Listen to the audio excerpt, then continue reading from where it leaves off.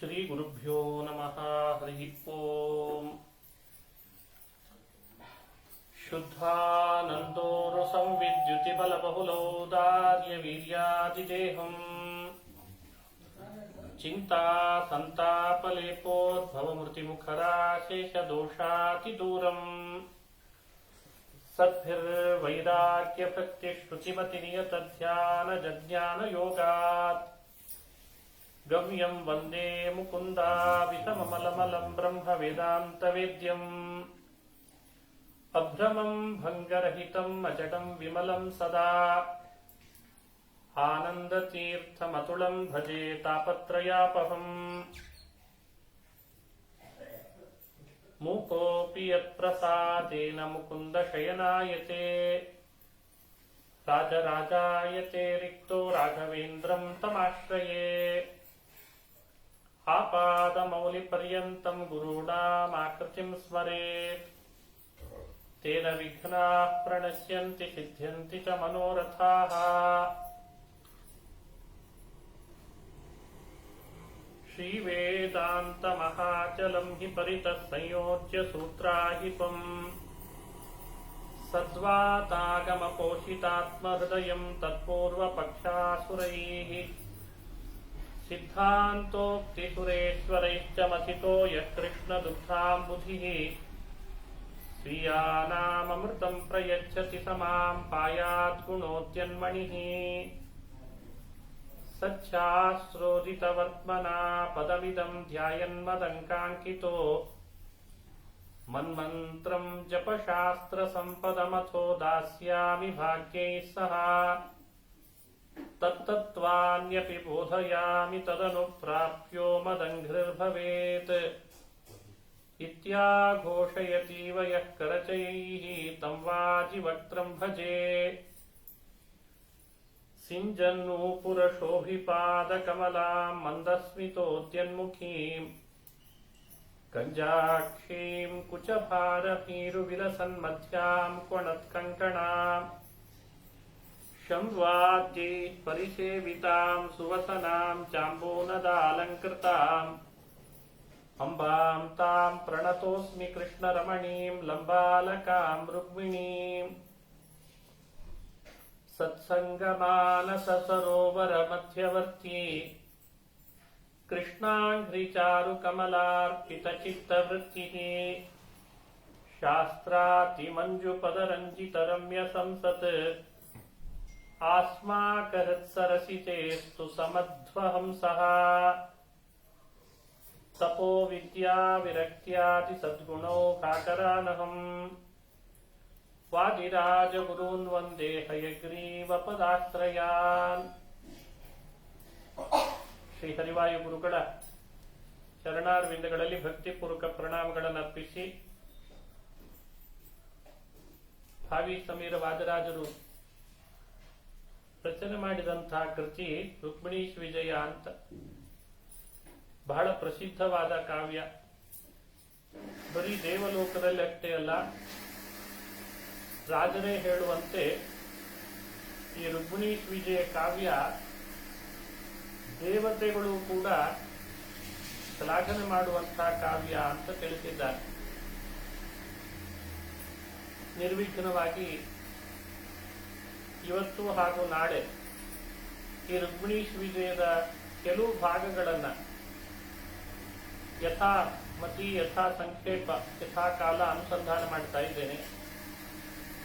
ನಿರ್ವಿಘ್ನವಾಗಿ ಪರಿಸಮಾಪ್ತಿಯಾಗಲಿ ಅಂತ ದೇವರಲ್ಲಿ ಪ್ರಾರ್ಥನೆಯನ್ನು ಮಾಡ್ತಾ, ವಾದರಾಜರೇ ಹೇಳುವಂತೆ ಈ ಕಾವ್ಯವನ್ನು ರಚನೆ ಮಾಡಿದ್ದು, ಈ ಕಾವ್ಯದ ಫಲ ಏನು ಅಂತ ತಿಳಿಸ್ತಾರೆ. ಅವರೇ ಹೇಳ್ತಾರೆ, ರೋಮ್ನಾಂ ಹರ್ಷಣಕಾರಿಣಿ ಶ್ರವಣತಃ ಪಾಪೌಘ ವಿಧ್ವಂಸಿನಿ ಪ್ರೇಮ್ಣಾ ಚಿಂತಯತಾಂ ವಿಚಿತ್ರ ವಿಮಲ ಶ್ಲಾಘ್ಯಾರ್ಥ ಸಂದಾಯಿನಿ. ಸಂಜಾತೆ ಭುವಿ ರುಕ್ಮಿಣೀಶ ವಿಜಯೇ ಸದ್ವಾದಿರಾಜೋದಿತೆ ಸಂಜಾತ ಸುರಮಂಡಲೀಷು ಮಹಿತಃ ಸರ್ಗೋಯಮಾತ್ಯೋ ಮುದಾಂ. ಸುರಮಂಡಲೀಷು ಮಹಿತಃ, ಈ ಕಾವ್ಯ ದೇವತೆಗಳ ಸಮೂಹದಲ್ಲಿ ಯಾವಾಗಲೂ ಕೂಡ ವಿಶೇಷವಾಗಿ ಮಂಡಿತ ಸುರಮಂಡಲೀಕ ಮಹಿತ ಪ್ರಸಿದ್ಧವಾಗಿದೆ ಅಂತಾರೆ. ರಾಜರ ಈ ಕಾವ್ಯವನ್ನ ದೇವತಾ ಲೋಕದಲ್ಲಿಯೂ ಯಾವಾಗಲೂ ಗಾನ ಮಾಡ್ತಾರೆ ಅಂತ ಅಭಿಪ್ರಾಯ. ದೇವಲೋಕದಲ್ಲಿ ಗಾನ ಮಾಡುವ ಕಾವ್ಯ ಭೂಲೋಕಕ್ಕೆ ಸಿಕ್ಕಿದೆ ಅಂದ್ರೆ ಎಷ್ಟು ವಿಶೇಷ. ಚಾನೆಲ್ಗಳೆಲ್ಲ ಬರೀ ಸ್ಟೇಟ್ ಲೆವೆಲ್ ಆದ್ರೂ ಉಪಯೋಗ ಇಲ್ಲ, ಅದು ನ್ಯಾಷನಲ್ ಇಂಟರ್ನ್ಯಾಷನಲ್ ಲೆವೆಲ್ ಆದ್ರೆ ಎಷ್ಟು ಮಹತ್ವ. ಹಾಗೆ ದೇವಲೋಕದಲ್ಲಿಯೂ ಇವತ್ತು ಪ್ರಚಲಿತವಾದ ಪ್ರಸಿದ್ಧವಾದ ಕಾವ್ಯ. ಇದರ ಫಲ ಏನು? ರೋಮ್ನಾಂ ಹರ್ಷಣಕಾರಿಣಿ ಶ್ರವಣತಃ. ಶ್ರವಣ ಯಾರು ಮಾಡ್ತಾರೆ ಅವರಿಗೆ ರೋಮಾಂಚನ ಆಗುವಂತೆ ಮಾಡ್ತದೆ ಕಾವ್ಯ. ಶ್ಲೋಕ ಓದಿದ್ರೆ ಸರಿ, ಶ್ಲೋಕದ ಅರ್ಥ ತಿಳಿದ್ರೆ ಸರಿ, ಅಲ್ಲಿ ಹೇಳಿರುವ ಭಗವಂತನ ಗುಣಚಿಂತನೆ ಮಾಡಿದ್ರೂ ಸರಿ, ಅಂತೂ ರೋಮಾಂಚನ ಅಂತೂ ಆಗ್ತದೆ. ಇದು ಮೊದಲನೇ ಫಲ. ರೋಮ್ನಾಂ ಹರ್ಷಣಕಾರಿಣಿ ಶ್ರವಣತಃ ಪಾಪೌಘ ವಿಧ್ವಂಸಿನಿ. ಎಷ್ಟೋ ಪಾಪಗಳನ್ನು ಮಾಡಿರ್ತೀವಿ, ತಿಳಿದು ಪಾಪ, ತಿಳಿಯದೆ ಪಾಪ, ಗೊತ್ತಿದ್ರೂ ಪಾಪ ಮಾಡ್ತೀವಿ. ಆ ಪಾಪಗಳೆಲ್ಲ ಹ್ಯಾಕ್ ಪರಿಹಾರ ಆಗ್ಬೇಕು? ಪಾಪಗಳೇ ಒಂದರ್ಥದಲ್ಲಿ ತೊಡಕಾಗಿರ್ತವೆ ನಮ್ಮ ಏಳಿಗೆಗೆ. ಬದುಕಿನಲ್ಲಿ ಬಹಳ ಏಳಿಗೆ ಇರ್ತದೆ, ಬಹಳ ಏಳಿಗೆ ಪಡುವ ಅವಕಾಶ ಇರ್ತದೆ. ಪಾಪಗಳಿದ್ದದಕ್ಕೆ ಅದು ತೊಡಕಾಗಿರ್ತದೆ. ಯಾಕೋ ಏನೋ ಕೈ ತನಕ ಬಂದಿತ್ತು, ಇನ್ನೇನೋ ಕೂಡಿ ಬಿಡ್ತದೆ ಅನ್ಕೊಂಡಿದ್ದೆ ಕೆಲಸ, ಏನಾಯ್ತೋ ಏನೋ ನಿಂತೋಯ್ತು ಅಂತ. ಏನಲ್ಲ, ನಮ್ಮ ಪಾಪ ತೊಡಕಾಗಿರ್ತದೆ ಅಂತ ಅಭಿಪ್ರಾಯ. ಮನುಷ್ಯನಿಗೆ ಸಕ್ಸಸ್ ಅಂತ ಇತ್ತೀಚೆಗೆ ಬಹಳ ಪ್ರಸಿದ್ಧಿ ಪಡೆದಿದೆ ಈ ಶಬ್ದ. ಇದ್ಯಾಕೋ ಕೈಗೂಡ್ಲಿಲ್ಲ ಅಂತ ಇರ್ತಾನೆ, ಇದ್ಯಾಕೋ ಸಕ್ಸಸ್ ಆಗ್ಲಿಲ್ಲ, ಹಾಗೆ ಹೋಯ್ತು ಅನ್ಕೊಂಡಿರ್ತಾನೆ, ಮುಗಿದೇ ಹೋಯ್ತು. ಆದ್ರೆ ಪಾಪ ಕೈಯಲ್ಲಿ ಅವನು ಕೆಲಸ ಮಾಡದೇ ಇರೋ ಹಾಗೆ ಮಾಡಿಬಿಡ್ತಾನೆ. ಪಾಪ ಕಟ್ಟು ಶಕ್ತಿ ಇದೆ, ಮತ್ತಿಲ್ಲ ಅಂತ ಅನ್ಬಾರ್ದು. ನಾವೇ ಮಾಡಿದ ಪಾಪಗಳು ನಮ್ಮನ್ನ ತೊಡಕಾಗಿ ನಮಗೆ ತೊಡರಾಗ್ತವೆ, ಕಾಲಿಗೆ ಎಡು ಬೀಳೋ ಹಾಗೆ ಮಾಡ್ತವೆ. ಆ ಪಾಪಗಳನ್ನೆಲ್ಲ ಧ್ವಂಸ ಮಾಡುವ ಶಕ್ತಿ ಅದು ರುಕ್ಮಿಣೀಶ ವಿಜಯಕ್ಕಿದೆ ಅಂತ ರಾಜರು ಹೇಳ್ತಾರೆ. ನೀವೇನ್ ಪ್ರತ್ಯೇಕ ಪ್ರಯತ್ನ ಮಾಡಬೇಕಾಗಿಲ್ಲ. ನಾನು ರಚನೆ ಮಾಡಿದ ರುಕ್ಮಿಣೀಶ ವಿಜಯ ಕಾವ್ಯವನ್ನ ಚೆನ್ನಾಗಿ ಶ್ರದ್ಧೆಯಿಂದ ಶ್ರವಣ ಮಾಡ್ರಿ, ಪಠಣ ಮಾಡ್ರಿ, ಚಿಂತನೆ ಮಾಡ್ರಿ. ನಿಮ್ ಪಾಪ ಕಳಿಯೋ ಜವಾಬ್ದಾರಿ ನನ್ನ ರುಕ್ಮಿಣೀಶ ವಿಜಯ ತಗೊಳ್ತದೆ ಅಂತಾರೆ. ಅಂದ್ರೆ ಎಷ್ಟು ಅಥೆಂಟಿಕ್ ಆಗಿ ಹೇಳಿರ್ಬೇಕು. ರೋಮ್ನಾಂ ಹರ್ಷಣಕಾರಿಣಿ ಶ್ರವಣತಃ ಪಾಪೋಘ ವಿಧ್ವಂಸಿನಿ. ಶ್ರವಣತಃ ಪಾಪೋಘ ವಿಧ್ವಂಸಿನಿ ಪ್ರೇಮ್ಣಾ ಚಿಂತಯತಾಂ. ಹೀಗೆ ರುಕ್ಮಿಣೀಶ ವಿಜಯದ ವಿಷಯಗಳು ಅಂತ ಆ ಗ್ರಂಥದ ಮೇಲೆ ಗೌರವದಿಂದ, ಅಭಿಮಾನದಿಂದ, ಪ್ರೀತಿಯಿಂದ ಯಾರಾದರೂ ಚಿಂತನೆ ಮಾಡಿದ ವಿಷಯಗಳನ್ನ ವಿಚಿತ್ರ ವಿಮಲ ಶ್ಲಾಘ್ಯಾರ್ಥ ಸಂಧಾಯಿನಿ. ವಿಚಿತ್ರ ವಿಮಲ ಶ್ಲಾಘ್ಯಾರ್ಥ ಸಂಧಾಯಿನಿ. ಮನುಷ್ಯನಿಗೆ ಬೇರೆ ಬೇರೆ ತರದ ಅಭಿಲಾಷೆಗಳಿರ್ತಾರೆ, ಅವು ಪೂರ್ಣ ಆಗ್ತಿರಲ್ಲ. ಏನೇನೋ ಕಾರಣ ಅದಕ್ಕೆ ಒಂದೇ ಕಾರಣ ಅಂತಿರಲ್ಲ, ಬಹಳ ಕಾರಣಗಳಿರ್ತಾರೆ. ಒಂದೇನೋ ಮನೆ ಕಟ್ಟಿಸ್ಬೇಕು ಅಂತಿರ್ತಾನೆ, ಅದಾಗ್ತಿರಲ್ಲ. ಒಳ್ಳೆ ಹಣ ಗಳಿಸ್ಬೇಕು, ಅದು ಆಗ್ತಿರಲ್ಲ. ಒಳ್ಳೆ ಪದವಿಗೆ ಹೋಗೋಣ, ಅದು ಆಗ್ತಿರಲ್ಲ. ವಾಹನ ಖರೀದಿ, ಅದು ಆಗ್ತಿರಲ್ಲ. ಮನೆಯಲ್ಲಿ ಮಕ್ಕಳಾಗಬೇಕು, ವಿವಾಹ ಆಗಬೇಕು, ಅದು ಕೈಗೂಡ್ತಿರಲ್ಲ. ಅದಕ್ಕೇನೋ ಕಾರಣ ಇರ್ತದೆ. ಆ ಕಾರಣ ಸರಿಪಡಿಸ್ಕೊಳ್ಳಿಕ್ಕೆ ನಮಗಾಗ್ತಿರಲ್ಲ. ಆದ್ರೆ ರುಕ್ಮಿಣೀಶ ವಿಜಯ ಎಷ್ಟು ಶಕ್ತಿ ಅಂದ್ರೆ ಅದರದ್ದು ವಿಚಿತ್ರ ವಿಮಲ ಶ್ಲಾಘ್ಯ ಅರ್ಥ ಸಂದಾಯಿನಿ ಅಂತಾರೆ. ವಿಚಿತ್ರ ಅಂದ್ರೆ ನಿರ್ಮಲವಾದ, ವಿಚಿತ್ರವಾದ. ವಿಮಲ ಅಂದ್ರೆ ನಿರ್ಮಲವಾದ. ಶ್ಲಾಘ್ಯಾರ್ಥ ಸಂದಾಯಿನಿ. ಬಹಳ ಹಿರಿಯರು ಕೂಡ ಅದನ್ನ ಗೌರವಿಸುವಂತೆ, ಅವರು ಅಪ್ರಿಶಿಯೇಟ್ ಮಾಡುವ ಹಾಗೆ ನಮಗೆ ಬೇಕಾದಂತಹ ಅಭಿಲಾಷೆಯನ್ನು ಅದು ಪೂರೈಸಿಬಿಡ್ತದೆ. ಸ್ವಲ್ಪ ತಡ ಆದದ್ದೇ ಒಳ್ಳೇದಾಯ್ತು ಅಂತಾರೆ ತಾನೆ. ಮೊದಲೇ ಆಗಿದ್ರೇನೋ ಸಮಸ್ಯೆ ಆಗ್ತಿತ್ತು ಅನಿಸ್ತದೆ. ಸ್ವಲ್ಪ ತಡ ಆದದ್ದೇ ಒಳ್ಳೇದಾಯ್ತು, ನೋಡ್ರಿ ಎಷ್ಟು ಕಾದ್ರೂ ಒಳ್ಳೆ ಫಲ ಕೊಟ್ಟ ದೇವರು ಅಂತನೋ ಹಾಗೆ ಮಾಡಿಬಿಡ್ತದೆ. ವಿಚಿತ್ರ ವಿಮಲ ಶ್ಲಾಘ್ಯಾರ್ಥ ಸಂದಾಯಿನಿ, ಈ ಶಕ್ತಿ ರುಕ್ಮಿಣೀಶ ವಿಜಯಕ್ಕಿದೆ ಅಂತ ಇದ್ದಾರೆ ವಾದರಾಜ. ಹಾಗಾಗಿ ರುಕ್ಮಿಣೀಶ ವಿಜಯ ಕಾವ್ಯ ಶ್ರವಣ ಮಾಡಿದ್ರೆ, ಮನನ ಮಾಡಿದ್ರೆ ನಮಗೇನ್ ಫಲ ಬರ್ತದೆ ಅಂತ ಯಾರು ಕೂಡ ಫಲ ಏನು, ಪ್ರಯೋಜನ ಏನು, ಲಾಭ ಏನು ಅಂತ ಅದರನ್ನ ತಾತ್ಸಾರ ಮಾಡಬಾರ್ದು.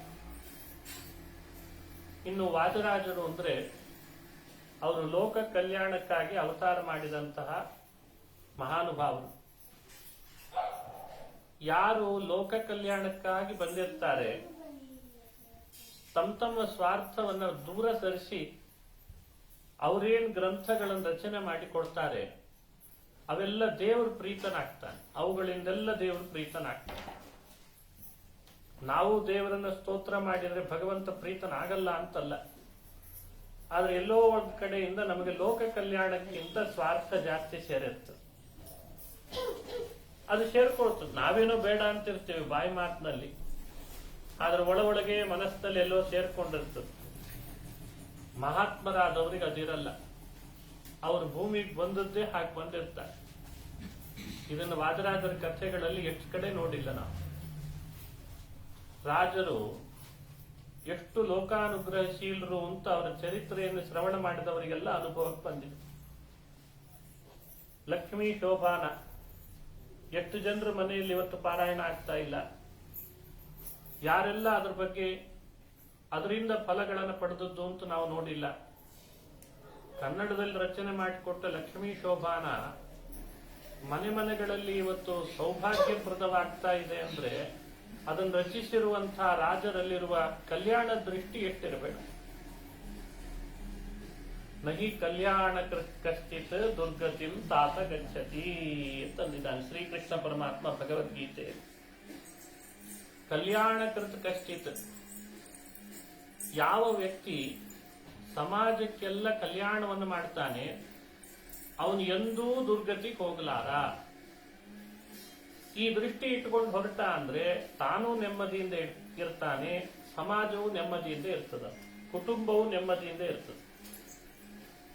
ಮನುಷ್ಯ ಅದನ್ನು ಮಾಡಬೇಕು. ತಂದೇನೋ ಬದುಕಿನಲ್ಲಿ ಸ್ವಲ್ಪ ಹೆಚ್ಚು ಕಡಿಮೆ ಆಗಿರ್ತದೆ, ಅದನ್ನ ಇನ್ನೊಬ್ರ ತಲೆ ಮೇಲೆ ಹೇರಬಾರ್ದು. ಇದು ಹಣೆ ಬಾರನೆ ಇಷ್ಟು ನಂದೇ ಹಿಂಗಿದೆ ಅಂದ್ರೆ ಉಳಿದವ್ರು ತಗೊಂಡು ನಾನೇನ್ ಮಾಡ್ಲಿ ಆಗಬಾರ್ದಂತಾನೆ ಕೃಷ್ಣ. ನಹಿ ಕಲ್ಯಾಣ ಕೃತ್ ಕಚ್ಚಿತ್ ದುರ್ಗತಿಂ ಕಥಾತ ಗಚ್ಚತಿ. ಇದು ಭಗವದ್ಗೀತೆಯಲ್ಲಿರುವಂತ ಮಾತು. ಕಲ್ಯಾಣ ಕೃತ ಅಂತ ಶಬ್ದವನ್ನ ಕೃಷ್ಣ ಆಡ್ತಾನೆ. ಇನ್ನೊಬ್ಬರ ಕಷ್ಟಗಳಿಗೆ ಸ್ಪಂದಿಸು, ಇನ್ನೊಬ್ಬರಿಗೆ ಸಾಧ್ಯವಾದಷ್ಟು ಒಳ್ಳೆಯದನ್ನು ಮಾಡು, ಅವರ ಕಷ್ಟಗಳನ್ನ ನಿನ್ನ ಕಷ್ಟ ಅನ್ನುವಂತೆ ಭಾವಿಸು, ಅವರಿಗೂ ಒಂದಿಷ್ಟು ಸಹಾಯವನ್ನು ಮಾಡು, ಸಹಕಾರ ಮಾಡು, ನಿನ್ನನ್ನ ನಾನು ಎತ್ತಿ ಹಿಡಿತೇನೆ. ಇದು ಕೃಷ್ಣನ ಗೀತೆಯ ಮಾತು. ಇದನ್ನೇ ಅಳವಡಿಸಿಕೊಂಡವರು ಭೂಮಿಗೆ ಬರ್ತಾರೆ. ಅವರೇ ದೇವತೆಗಳು. ಅವ್ರು ಯಾವತ್ತೂ ಇನ್ನೊಬ್ಬರ ಬಗ್ಗೆ ಕೆಟ್ಟದ್ದನ್ನು ಮಾಡ್ಲಿಕ್ಕೆ ಬಯಸಲ್ಲ. ಸಾಧ್ಯವಾದಷ್ಟು ಅವನಿಗೆ ಒಳಿತಾಗ್ಲಿ, ಇವನಿಗೂ ಒಳಿತಾಗ್ಲಿ, ಅವನಿಗೂ ಒಳ್ಳೇದಾಗ್ಲಿ ಅಂತ ಬಯಸಿ ಭೂಮಿಗೆ ಬಂದಿರ್ತಾರೆ. ಅವ್ರ ತುಡಿತನೇ ಹಾಗಿರ್ತದಂತ. ಅವ್ರ ತುಡಿತನೇ ಹಾಗೆ. ದೇವತೆಗಳು ಭೂಮಿಗೆ ಬರುವಾಗ್ಲೇನೆ ಆ ತುಡಿತ ಇಟ್ಕೊಂಡು ಬರ್ತಾರೆ. ಎಲ್ರಿಗೂ ಒಳ್ಳೇದಾಗ್ಲಿ ಅಂತ ಇಟ್ಕೊಂಡೇ ಬರ್ತಾರೆ. ಅದಕ್ಕೆ ಏನೇನು ಬೇಕೋ ಅದನ್ನು ರಚನೆ ಮಾಡ್ತಾರೆ. ಅವರಿಗೆ ಕಲ್ಯಾಣಕಾರಕರು ಅಂತ ಕರೀತಾರೆ. ರಾಜರು ಭೂಮಿಗೆ ಬಂದದ್ದೇ ಆ ಉದ್ದೇಶದಿಂದ. ಅವರ ಮನಸ್ಸಿನಲ್ಲಿ ಬೇರೆ ಏನಿರಲಿಲ್ಲ. ಲೋಕಕ್ಕೆಲ್ಲ ಕಲ್ಯಾಣ ಆಗಲಿ, ಕುಟುಂಬಕ್ಕೆ ಕಲ್ಯಾಣ ಆಗಲಿ, ಸಮಾಜಕ್ಕೆ ಕಲ್ಯಾಣ ಆಗಲಿ, ವೇದಗಳಿಗೆ ಜಯವಾಗಲಿ, ಧರ್ಮಕ್ಕೆ ಜಯ ಸಿಗಲಿ, ಅಧರ್ಮಕ್ಕೆ ಯಾವಾಗಲೂ ಅಪಜಯ ಸಿಗಲಿ, ಅಧರ್ಮ ಮಾಡೋರು ನಾಶ ಆಗಲಿ, ಧರ್ಮ ಮಾಡೋರು ಯಾವಾಗಲೂ ಎತ್ತರದಲ್ಲಿ ಇರಲಿ, ಸಿರಿವಂತರಾಗ್ಲಿ, ಬದುಕಲಿ, ಬಾಳ್ಲಿ, ಸುಖ ಅನುಭವಿಸಲಿ, ಒಳ್ಳೆಯದನ್ನು ವಿಚಾರ ಮಾಡುವ ಹಾಗಾಗ್ಲಿ, ಇದನ್ನೆಲ್ಲ ಯೋಚನೆ ಇಟ್ಟುಕೊಂಡು ಭೂಮಿಗೆ ಬರ್ತಾರಂತೆ ದೊಡ್ಡವರು.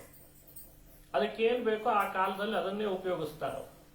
ಅದು ನೀರಿನಿಂದಲೋ, ಭೂಮಿಯಿಂದಲೋ, ಅಥವಾ ಗಾಳಿಯಿಂದಲೋ, ಯಾವುದರಿಂದ ಕಲ್ಯಾಣ ಆಗ್ಬೇಕು ಅಂತ ಇರ್ತದೆ ಅದನ್ನೆಲ್ಲ ಉಪಯೋಗಿಸ್ತಾರೆ. ತೀರ್ಥಗಳಿಂದ, ಕ್ಷೇತ್ರಗಳಿಂದ, ಅಥವಾ ಮಾತಿನಿಂದ, ಗ್ರಂಥಗಳಿಂದ, ಕಾವ್ಯದಿಂದ, ಪದಗಳಿಂದ, ಪದ್ಯಗಳಿಂದ, ವಾದ್ಯಗಳಿಂದ, ಯಾವುದರಿಂದ ಲೋಕ ಕಲ್ಯಾಣ ಆಗ್ತದೆ ಅದನ್ನೆಲ್ಲ ಉಪಯೋಗಿಸ್ಬಿಡ್ತಾರೆ. ಈಗ ಚೆನ್ನಾಗಿ ತಾಳ ಹಾಕಿ ಲಕ್ಷ್ಮೀನಾರಾಯಣರನ್ನ ನೀವು ಕುಣಿಬೇಕು ಅಂದ್ರೆ ಒಳ್ಳೇದಾಗ್ತದೆ ಅಂದ್ರೆ ಜಗತ್ತಿಗೆಲ್ಲ ಅದನ್ನು ಸಾರಲಿಕ್ಕೆ ಶುರು ಮಾಡ್ತಾರೆ. ಇದನ್ನ ಮಾಡಬೇಕು. ಕಾರ್ತೀಕ ಮಾಸ ಬಂದಿದೆ, ತುಳಸಿ ಕಟ್ಟೆ ಬಳಿಗೆ ಬರಬೇಕು, ಲಕ್ಷ್ಮೀನಾರಾಯಣನ ಸ್ಮರಣೆ ಮಾಡಬೇಕು, ಎಲ್ಲರೂ ಹೆಜ್ಜೆ ಹಾಕಬೇಕು, ಬಾಲಕರು ಹಾಕಬೇಕು, ಯುವಕರು ಹಾಕಬೇಕು, ಯುವತಿಯರು ಹಾಕಬೇಕು, ವೃದ್ಧರು ಹಾಕಬೇಕು. ನಾನು ಅದಕ್ಕೆ ಬೇಕಾದ ರಾಗ ತಾಳ ಜೋಡಿಸಿ ನಾನು ಹಾಡ್ತೇನೆ ಅಂತಿದ್ರು. ಇದು ಕಲ್ಯಾಣಕಾರಕ. ನಹಿ ಕಲ್ಯಾಣಕೃತ್ ಕಶ್ಚಿತ್ ದುರ್ಗತಿಂ ತಾತ ಗಚ್ಚತಿ ಅಂದ್ರೆ ಹಾಗರ್ಥ. ನಾನು ಸನ್ಯಾಸಿಯಾಗಿದ್ದೇನೆ ಅಂತ ನನ್ನನ್ನು ಎಲ್ಲೋ ಒಂದು ದೇವ್ರ ಮನೆಯವರನ್ನು ಕೂಡಿಸಿ ಯಾವಾಗಲೂ ಜಪ ಮಾಲೆ ಇಟ್ಕೊಂಡು ನಾನು ದೇವ್ರ ಧ್ಯಾನನೇ ಮಾಡ್ತಾ ಇರ್ತೇನೆ ಅಂತ ಭಾವಿಸ್ಬೇಡ್ರಿ. ನಾನು ನಿಮ್ಮ ಜೊತೆಗೇ ಬರ್ತೇನೆ. ಶ್ರೀ ಸಾಮಾನ್ಯರಲ್ಲಿ ನಾನು ಒಬ್ಬ, ನಿಮ್ಮಂತೆ ಕಲಿತೇನೆ. ನಾನು ತಾಳೆ ಹಿಡಿತೇನೆ, ನೀವು ಎಲ್ಲ ತಾಳೆ ಹಿಡಿರಿ. ನಾನು ಲಕ್ಷ್ಮೀನಾರಾಯಣ ಅಂತ ಹೆಜ್ಜೆ ಹಾಕ್ತೇನೆ, ನೀವು ಲಕ್ಷ್ಮೀನಾರಾಯಣ ಅಂತ ಹೆಜ್ಜೆ ಹಾಕ್ರಿ. ನಾನು ಅವನ ಗುಣಚಿಂತನೆ ಮಾಡ್ತೇನೆ, ನೀವು ಮಾಡ್ರಿ. ನಿಮಗೆಲ್ಲ ಕಲ್ಯಾಣ ಆದ್ರೆ ಸಾಕು ಅಂತಿದೆ.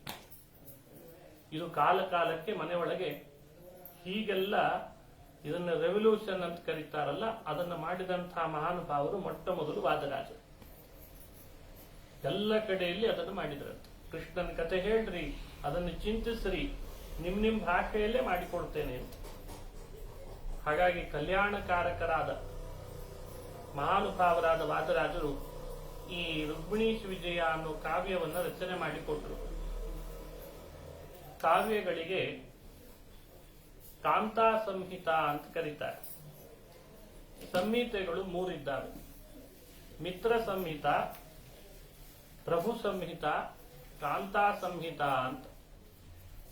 ಪ್ರಭು ಸಂಹಿತೆ ಅಂದ್ರೆ ಎಲ್ಲರನ್ನ ಆದೇಶಿಸಿ ಹೇಳ್ತದಲ್ಲ, ಅದು ಪ್ರಭು ಸಂಹಿತೆ. ಹೀಗೆ ಇರ್ಬೇಕು ನೀನು, ಇದಕ್ಕಿಂತ ಹೆಚ್ಚು ಕಡಿಮೆ ಮಾಡಿದ್ರೆ ನೋಡು ಮತ್ತೆ ಅಂತ ಹೀಗೆ ಆರ್ಡರ್ ಮಾಡಿ ಹೇಳ್ತದೆ. ಅದನ್ನ ಪ್ರಭು ಸಂಹಿತೆ ಅಂತ ಕರೀತಾರೆ. ಮಿತ್ರ ಸಂಹಿತೆ ಅಂದ್ರೆ ಒಬ್ಬ ಸ್ನೇಹಿತನಿಗೆ ಇನ್ನೊಬ್ಬ ಸ್ನೇಹಿತ ಯಾವ ರೀತಿಯಾಗಿ ಉಪದೇಶ ಮಾಡ್ತಾನಲ್ಲ, ಅದನ್ನ ಮಿತ್ರ ಸಂಹಿತೆ. ಮಹಾಭಾರತ, ಪುರಾಣಗಳು ಪ್ರಾಯ ಅವೆಲ್ಲ ಮಿತ್ರ ಸಂಹಿತೆಯ ರೂಪದಲ್ಲೇ ಬಂತು. ಅಲ್ಲಲ್ಲಿ ಸ್ವಲ್ಪ ಅಲ್ಲೂ ಪ್ರಭು ಸಂಹಿತೆ ಸೇರಿದೆ, ಕಾಂತಾ ಸಂಹಿತೆ ಅಂಶ ಸೇರಿದೆ. ವೇದಗಳೆಲ್ಲ ಪ್ರಭು ಸಂಹಿತೆ.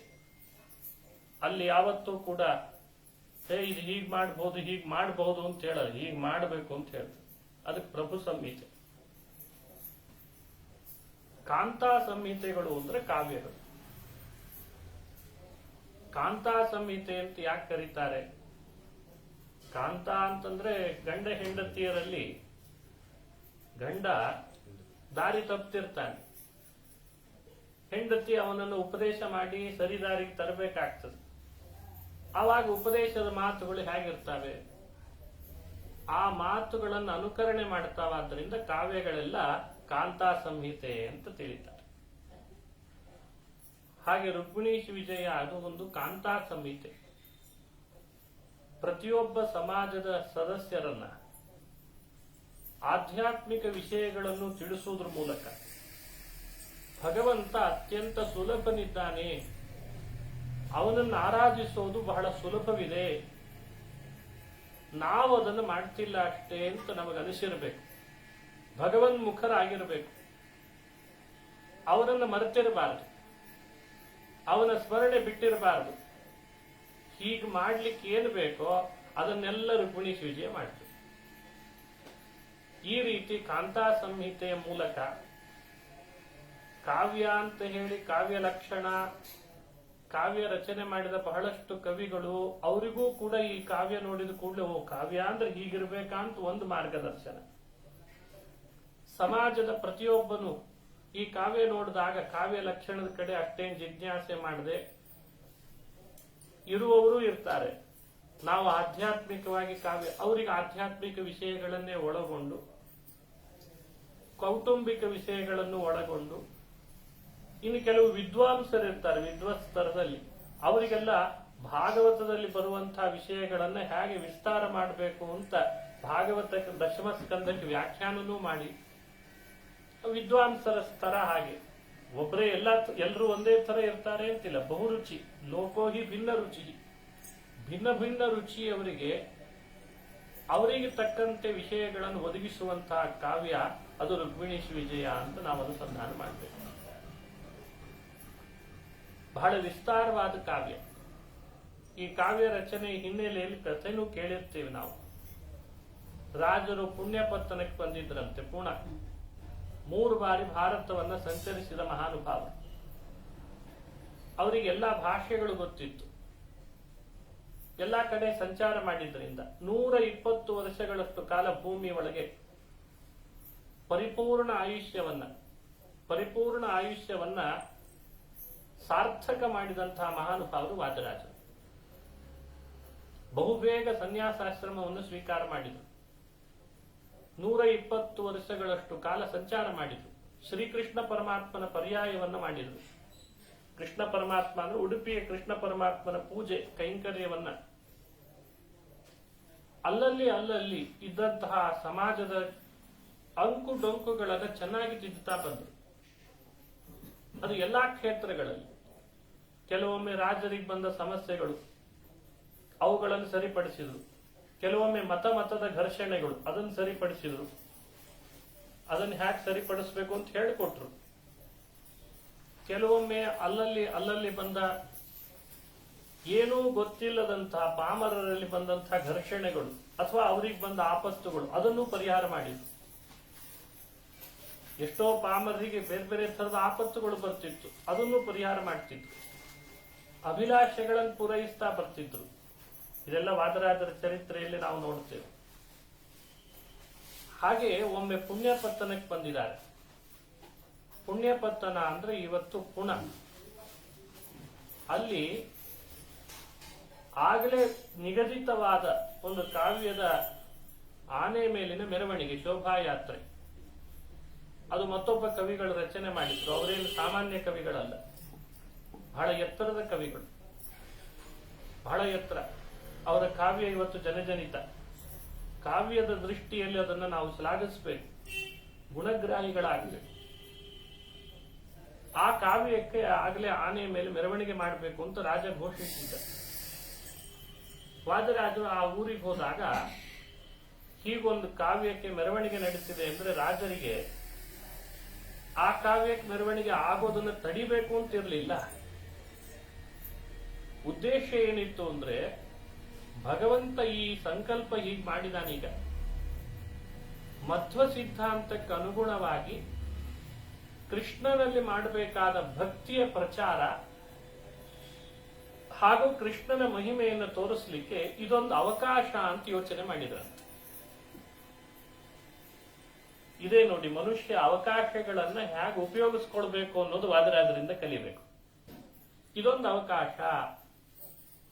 ರಾಜರ ಸ್ತರದಲ್ಲಿ ಈ ತರದೊಂದು ಕಾವ್ಯಕ್ಕೆ ಪೋಷಣೆ ಮನ್ನಣೆ ಸಿಗ್ತಾ ಇದೆ ಅಂದ್ರೆ ನಾವು ಅದೇ ಸಂದರ್ಭದಲ್ಲಿ ಪ್ರವೇಶ ಮಾಡಿಸಿದಾನೆ ಭಗವಂತ ಅಂದ್ರೆ ನಾವು ಇದಕ್ಕೊಂದು ಏನಾದ್ರೂ ಯೋಚನೆ ಮಾಡ್ಬೇಕಲ್ಲ. ಇದು ಅವರ ಕಾವ್ಯದಲ್ಲಿಯೂ ನೀವು ನೋಡ್ತೀರಿ. ಯಾವಾಗ್ಲೋ ಯಾವುದೋ ಕೆಲಸ ಮಾಡಿದ್ರೆ ಅದಕ್ಕೆ ಸಕ್ಸಸ್ ಸಿಗಲ್ಲ ಅಂತಾರೆ. ಅದು ಆ ಕಾಲದಲ್ಲೇ ಮಾಡ್ಬೇಕಲ್ವೇ? ಮುಂದೆ ಮಳೆ ಬರ್ತಿದೆ ಅಂದ್ರೆ ಹಿಂದೆ ಭೂಮಿಯನ್ನ ಚೆನ್ನಾಗಿ ನಾವು ಶೋಧಿಸಿ ಉತ್ತಿ ಬಿತ್ತಿ ಮಾಡಿದ್ರೆ ಮುಂದೆ ಅದಕ್ಕೆ ಸರಿಯಾದ ಬೆಳೆ ಪಡಿಲಿಕ್ಕೆ ಸಾಧ್ಯ. ಮುಂದೆ ಮಳೆ ಬರ್ಲಿಕ್ಕಿದೆ ಅಂತ, ಮಳೆಗಾಲ ಮುಂದೆ ಬರ್ತಿದೆ ಅಂದ್ರೆ ಹಿಂದೆ ಶುರು ಮಾಡಿರ್ತಾರಲ್ವೇ? ಹಂಗೆ ಮುಂದೆ ಶರದೃತು ಬರ್ತಿದೆ ಅಂತಾಗ ಆ ಶರದೃತಿಗೆ ಏನ್ ಬೇಕು ತಯಾರಿ ಮೊದಲೇ ಮಾಡ್ಕೊಳ್ಬೇಕು. ಆ ಅವಕಾಶಗಳನ್ನ ಸರಿಯಾಗಿ ಉಪಯೋಗಿಸ್ಕೊಳ್ಬೇಕು. ಅದಕ್ಕೆ ರಾಜರು ಏನ್ ಮಾಡಿದ್ರು, ಕಾವ್ಯಕ್ಕೆ ಮೆರವಣಿಗೆ ಮಾಡ್ತಿದ್ದೀರಿ ಅಂತ ರಾಜರಿಗೆ ಒಂದು ಪತ್ರ ಬರೆಯುವಾಗ ಕವಿಗಳ ಬಗ್ಗೆ ನಿಮಗಿರುವಂತಹ ಈ ಅಭಿಮಾನ ಬಹಳ ಶ್ಲಾಘನೀಯ ಅಂತ ರಚನೆ ಬರೆದು ಕಳಿಸಿದ್ರು ಪತ್ರ. ಕವಿಗಳಿಗೆ ಪ್ರೋತ್ಸಾಹ, ವಿದ್ವಾಂಸರಿಗೆ ಪ್ರೋತ್ಸಾಹ, ಕಲೆಗಾರರಿಗೆ ಪ್ರೋತ್ಸಾಹ, ಸಮಾಜದಲ್ಲಿ ನಿಮ್ಮಂಥವರು ಈ ಸ್ತರದಲ್ಲಿದ್ದವರು ಮಾಡಬೇಕಾದದ್ದು. ಬಹಳ ಯೋಗ್ಯ ಕೆಲಸ ಮಾಡ್ತಿದ್ದೀರಿ. ನಾವು ಒಂದು ಕಾವ್ಯ ಬರೆದಿದ್ವಿ, ಇಲ್ಲೆಲ್ಲ ಬಹಳ ಕವಿಗಳಿದ್ದಾರೆ, ವಿದ್ವಾಂಸರಿದ್ದಾರೆ ಅಂತ ತಿಳಿದು ಬಂತು. ನೀವು ಅಪೇಕ್ಷೆ ಪಡೋದಾದ್ರೆ ನಮ್ದು ಕಾವ್ಯ ತರಿಸ್ತೇವೆ, ಒಂದು ಒಳ್ಳೆ ಪರಾಮರ್ಶೆ ಮಾಡೋಣ ಅಂತ ಅಭಿಪ್ರಾಯ ಇದೆ ಅಂತ ಹೇಳಿಬಿಟ್ರಂತೆ. ಸನ್ಮಾನ ಮಾಡು ಅಂತನ್ಲಿಲ್ಲ, ಇದಕ್ಕೆ ಸನ್ಮಾನ ಮಾಡಬೇಡ ಅಂತನ್ಲಿಲ್ಲ, ಅದರೊಳಗೇನೋ ದೋಷ ತೋರಿಸ್ತಾ ಕೊಡ್ಬೇಕು ಅಂತ ಹೊರಡ್ಲಿಲ್ಲ. ನಿಮ್ಮಂಥ ರಾಜರಿಗೆ ಇದು ಭೂಷಣ, ನಾವು ರಚಿಸಿದ ಕಾವ್ಯಕ್ಕೆ ಮನ್ನಣೆ ಅಥವಾ ಅದರ ಪರಾಮರ್ಶೆ ಮಾಡಬಲ್ರಿ ಅಂತ ತಿಳಿದಿದ್ದೇವೆ ಅಂತ ಬಂದ್ಬಿಟ್ರಂತೆ. ರಾಜ ಬುದ್ಧಿವಂತ, ಹಾಗೂ ಆತ ವಿಮರ್ಶಕ, ಸಹೃದಯ. ಪತ್ರ ನೋಡಿದ ಕೂಡಲೇ ರಾಜರ ಬಳಿಗೆ ಬಂದು, ವಾದರಾಜರ ಬಳಿಗೆ ಬಂದು, ನೀವು ಒಂದು ಕಾವ್ಯ ಬರೆದಿದ್ದೀರಂತೆ ಕೃಷ್ಣನ ಮೇಲೆ ಅಂತ ಪತ್ರದಲ್ಲಿದೆ, ಆ ಕಾವ್ಯನು ತರಿಸೋಣ ಆಗ್ಲಿ, ನಾವು ಅದನ್ನು ಇಲ್ಲಿ ಕವಿಗಳ ಕೈ ಕೊಡ್ತೇವೆ, ಪರಾಮರ್ಶೆ ಮಾಡ್ತೇವೆ, ಎಲ್ರಿಗದು ಒಳ್ಳೇದು ಚೆನ್ನಾಗಿದೆ ಅಂತ ಅನಿಸಿದ್ರೆ ಅದಕ್ಕೊಂದು ಗೌರವ ಕೊಟ್ರಾಯ್ತು ಅಂತ ಯೋಚನೆ ಮಾಡಿದ. ಹಾಗೆ ಪ್ರಾರ್ಥಿಸಲಿ ಅಂತ ಹೇಳಿ ಉದ್ದೇಶ ಇತ್ತು. ನೋಡಿ, ರಾಜರ ದೃಷ್ಟಿ ಹೇಗಿರ್ತದೆ ಅಂತ ಗೊತ್ತಾಗ್ತದೆ ಇದರಿಂದ.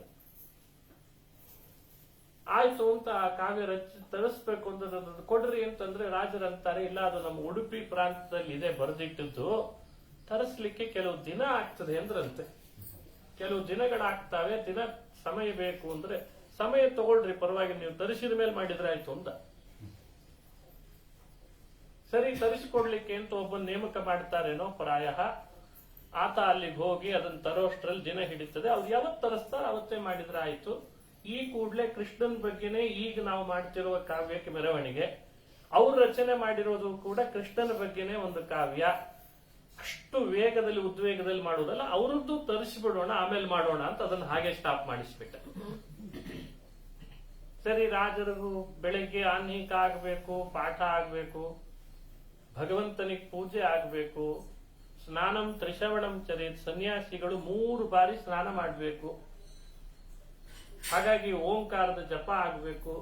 ಸಮಯ ಬಹಳ ಒದಗಲ್ಲ ಕಾವ್ಯ ರಚನೆ ಮಾಡ್ಲಿಕ್ಕೆ. ಕಾವ್ಯ ಇನ್ನೂ ರಚನೆ ಮಾಡಿರ್ಲಿಲ್ಲ, ಸಮಯ ನೋಡಿದ್ರೆ ಕಡಿಮೆ, ಆದ್ರೆ ಮಾಡೋಣ ಅಂದ್ರು. ದೇವರ ಸಂಕಲ್ಪ ಮಾಡ್ತೇನೆ ಅಂತ ಶುರು ಮಾಡಿದ್ರು. ಪೂಜೆ ಮಾಡಬೇಕು. ಪೂಜೆ ಎಲ್ಲ ಆದ್ಮೇಲೆ ಎಲ್ರಿಗೆ ಬಂದವರಿಗೆ ತೀರ್ಥ ಕೊಡುವಾಗ ಶಿಷ್ಯರಿಗೆ ಹೇಳ್ತಿದ್ರಂತೆ, ನಾನು ಬಾಯಲ್ಲಿ ಹೇಳ್ತಾ ಹೋಗ್ತೇನೆ, ನೀವು ಈಗಲೇ ಅದನ್ನ ದಾಖಲು ಮಾಡ್ತಾ ಹೋಗ್ರಿ, ಬರಿತಾ ಹೋಗ್ರಿ. ಆಯ್ತು ಅಂದ್ರು. ಶಿಷ್ಯರು ಬರ್ಕೊಳ್ತಾ ಹೊರಟ್ರು. 19 ಸರ್ಗ ನಿರ್ಮಾಣ ಆಗಿಬಿಡ್ತಾರೆ. ತಾವು ತೀರ್ಥ ಕೊಡಬೇಕು, ಬಂದಂತಹ ಭಕ್ತರಿಗೆ ಕಾವ್ಯ ರಚನೆ ಬಾಯಲ್ಲಿ ಆಗ್ತಿರ್ಬೇಕು. ಏಕಕಾಲದಲ್ಲಿ ಕಾವ್ಯ ರಚನೆ, ತೀರ್ಥ ಕೊಡೋಣ.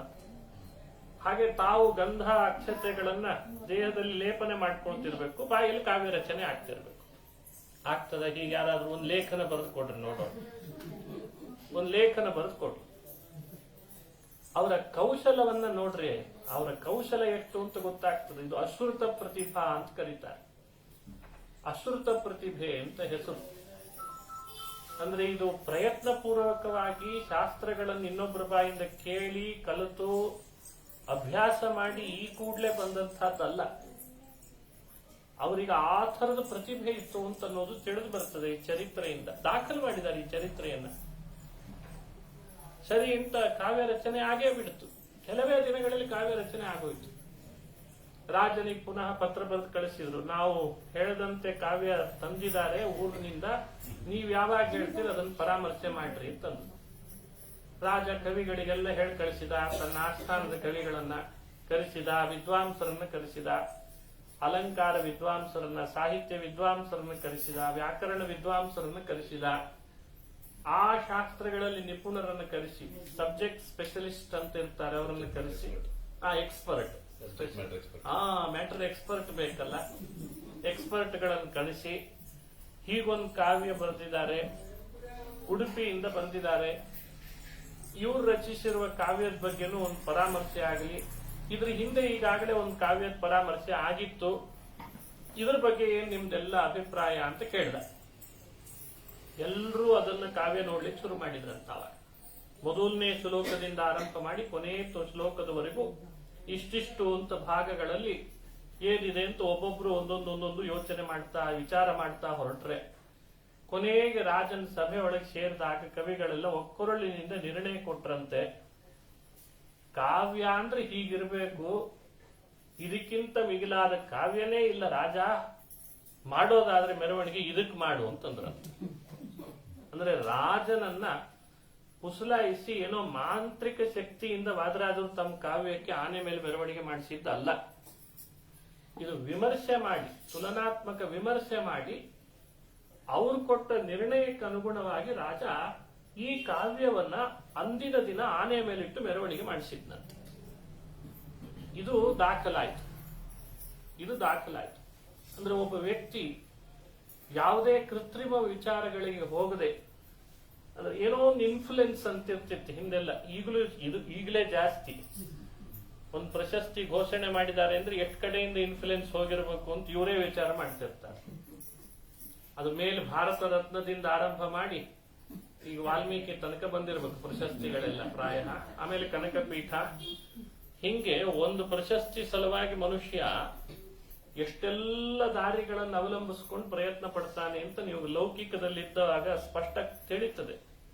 ರಾಜರ ಚರಿತ್ರೆಗಳಲ್ಲೆಲ್ಲ ಈ ತರಹ ಅವರು ಎಲ್ಲೂ ಕೂಡ ತಮ್ಮದೇ ಆದ ತಮ್ಮ ಸ್ವಾಭಾವಿಕ ಪ್ರತಿಭಾ, ಸ್ವಾಭಾವಿಕ ತಪಸ್ಸು, ಸ್ವಾಭಾವಿಕವಾದಂತಹ ತಮ್ಮದೇ ಧಾಟಿಯಲ್ಲಿ ಅವ್ರು ಹೋಗ್ತಾರೆ. ಅವ್ರ ಕಾವ್ಯನೂ ಹಾಗೆ, ಇನ್ನೊಬ್ರದನ್ನೇನೋ 4 ಪದಗಳನ್ನು ಕದ್ದು ತಮ್ದೊಂದು 4 ಪದ ಹೆಚ್ಚಿನ ಸೇರಿಸಿ, ಆಯ್ತು ನೋಡ್ರಿ ಇದನ್ನ ಹಾಡ್ ಮಾಡಿದೀವಿ ನೀವು ಹಾಡ್ರಿ, ಹಂಗಿಲ್ಲ. ಅವರು ಪದಗಳನ್ನು ಜೋಡಿಸುವ ಕಾಂಪೋಸ್ ಅಂತ ಕರಿತೀವಿ, ಅದನ್ನೂ ಮಾಡಲ್ಲ. ಇನ್ಯಾರೋ ಒಬ್ಬ ವ್ಯಕ್ತಿ ಯಾವುದೋ ಒಂದು ವರ್ಣನೆ ಮಾಡಿರ್ತಾನೆ, ಆ ವರ್ಣನೆಯ ವಿಷಯವನ್ನು ಮಾತ್ರ ತಗೊಂಡು ಇನ್ಯಾರನ್ನೋ ವರ್ಣಿಸ್ಲಿಕ್ಕೆ ಅವ ತಗೊಂಡಿರ್ತಾನೆ, ಅದನ್ನ ಇವರು ತಮಗೆ ಯಾರನ್ನು ಬೇಕೋ ವರ್ಣಿಸ್ಲಿಕ್ಕೆ ಅದನ್ನು ಜೋಡಿಸಿ, ಹಂಗೂ ಮಾಡಲ್ಲ. ಇದನ್ನ ಯಾವಾಗ ಗೊತ್ತಾಗ್ತದೆ? ನಾವು ಆ ತರ ಅಧ್ಯಯನ ಮಾಡಿದಾಗ ಗೊತ್ತಾಗ್ತದೆ. ನೋಡಿದ್ವಿ ಆ ಕಾವ್ಯ ಹೀಗಿದೆ, ಅವನು ಹೀಗೆ ವರ್ಣನೆ ಮಾಡಿದ್ದಾನೆ, ಇವನು ಹೀಗೆ ವರ್ಣನೆ ಮಾಡಿದ್ದಾರೆ, ಅವ್ರ ವರ್ಣನೆಗಿಂತ ವಿಭಿನ್ನವಾದ ವರ್ಣನೆ ಇಲ್ಲಿದೆ, ಹಾಗಾಗಿ ಇದು ಶ್ರೇಷ್ಠ, ಹೀಗೆ ವಿಮರ್ಶೆ ಆಯ್ತು. ಅದಕ್ಕೆ ಕವಿಗಳು, ವಿದ್ವಾಂಸರು ಅದಕ್ಕೆ ಬೇಕಾದಂತಹ ಎಕ್ಸ್ಪರ್ಟ್ಸ್ ಗಳನ್ನ ಕರೆಸಿ ಪರಾಮರ್ಶೆ ಮಾಡಿ ಕೇವಲ ಒಬ್ಬ ಏಕಪಕ್ಷೀಯ ರಾಜ ನಿರ್ಣಯ ಮಾಡಿದ ಅಂತ ಆಗದೇನೆ, ನೀವಿಷ್ಟು ಜನ ಹೇಳ್ತಿದ್ದೀರಿ ಅಂತ ಮೇಲೆ ಈ ಕಾವ್ಯಕ್ಕೆ ನಾನು ಹಾಗಾದ್ರೆ ಮೆರವಣಿಗೆ ಮಾಡ್ತೇನೆ ಅಂತ ಮೆರವಣಿಗೆ ಮಾಡಿ ಕವಿಗಳಿಗೆ, ಕಾವ್ಯಕ್ಕೆ ಒಂದೊಳ್ಳೆ ಗೌರವವನ್ನು ಕೊಡಬೇಕು ಅಂತ ಪ್ರಚಾರಕ್ಕೆ ತರೋ ಹಾಗೆ ಮಾಡಿದ್ದು ಇದೇ ರುಕ್ಮಿಣೀಶ್ ವಿಜಯಕ್ಕೆ ಅಂತ ಕಥೆ ಕೇಳ್ತೀವಿ. ಒಂದು ರಾಜಸಭೆ ಒಳಗೆ ಮನ್ನಣೆ ಗಳಿಸಿದ್ರೆ ಅದರ ಪ್ರಸಿದ್ಧಿ ಎಷ್ಟು ಬರ್ತದೆ ಅಂದ್ರೆ ದೇಶಗಳಲ್ಲಿ ಹರಡುತ್ತದೆ. ಆ ಕಾರಣಕ್ಕೆ ಹಾಗೆ ಮಾಡಿಸಿರ್ತಾರೆ. ಕಾವ್ಯಕ್ಕೆ ಪ್ರಸಿದ್ಧಿ ಬರಲಿ ಅನ್ನೋದು ಉದ್ದೇಶ ಏನು? ಅದು ಎಲ್ಲಿ ಮಾಡಿದ್ರೆ ಪ್ರಸಿದ್ಧಿ ಬರ್ತದೆ? ಲೋಕಾರ್ಪಣೆ ಅಂತ ಹೆಸರಿಟ್ಟಿರ್ತಾರೆ, ಪುಸ್ತಕಗಳ ಲೋಕಾರ್ಪಣೆ ಅಂತ. ಈಗ ಪ್ರತ್ಯೇಕ ಲೋಕಾರ್ಪಣೆ ಮಾಡೋ ಪ್ರಶ್ನೆನೇ ಬರಲಿಲ್ಲ. ಕಾವ್ಯ ರಚಿಸಿದ್ರು, ರಾಜ ಮೆರವಣಿಗೆ ಮಾಡಿದ, ತಾನಾಗೆ ಆ ಪ್ರತಿಗಳೆಲ್ಲ ಬೇರೆ ಬೇರೆ ನಕಲು ಪ್ರತಿಗಳನ್ನು ಮಾಡಿಕೊಂಡ್ರು. ಒಂದೇ ಕಾವ್ಯದ ಪ್ರತಿಗಳು ಬಹಳಷ್ಟು ಆಯ್ತು.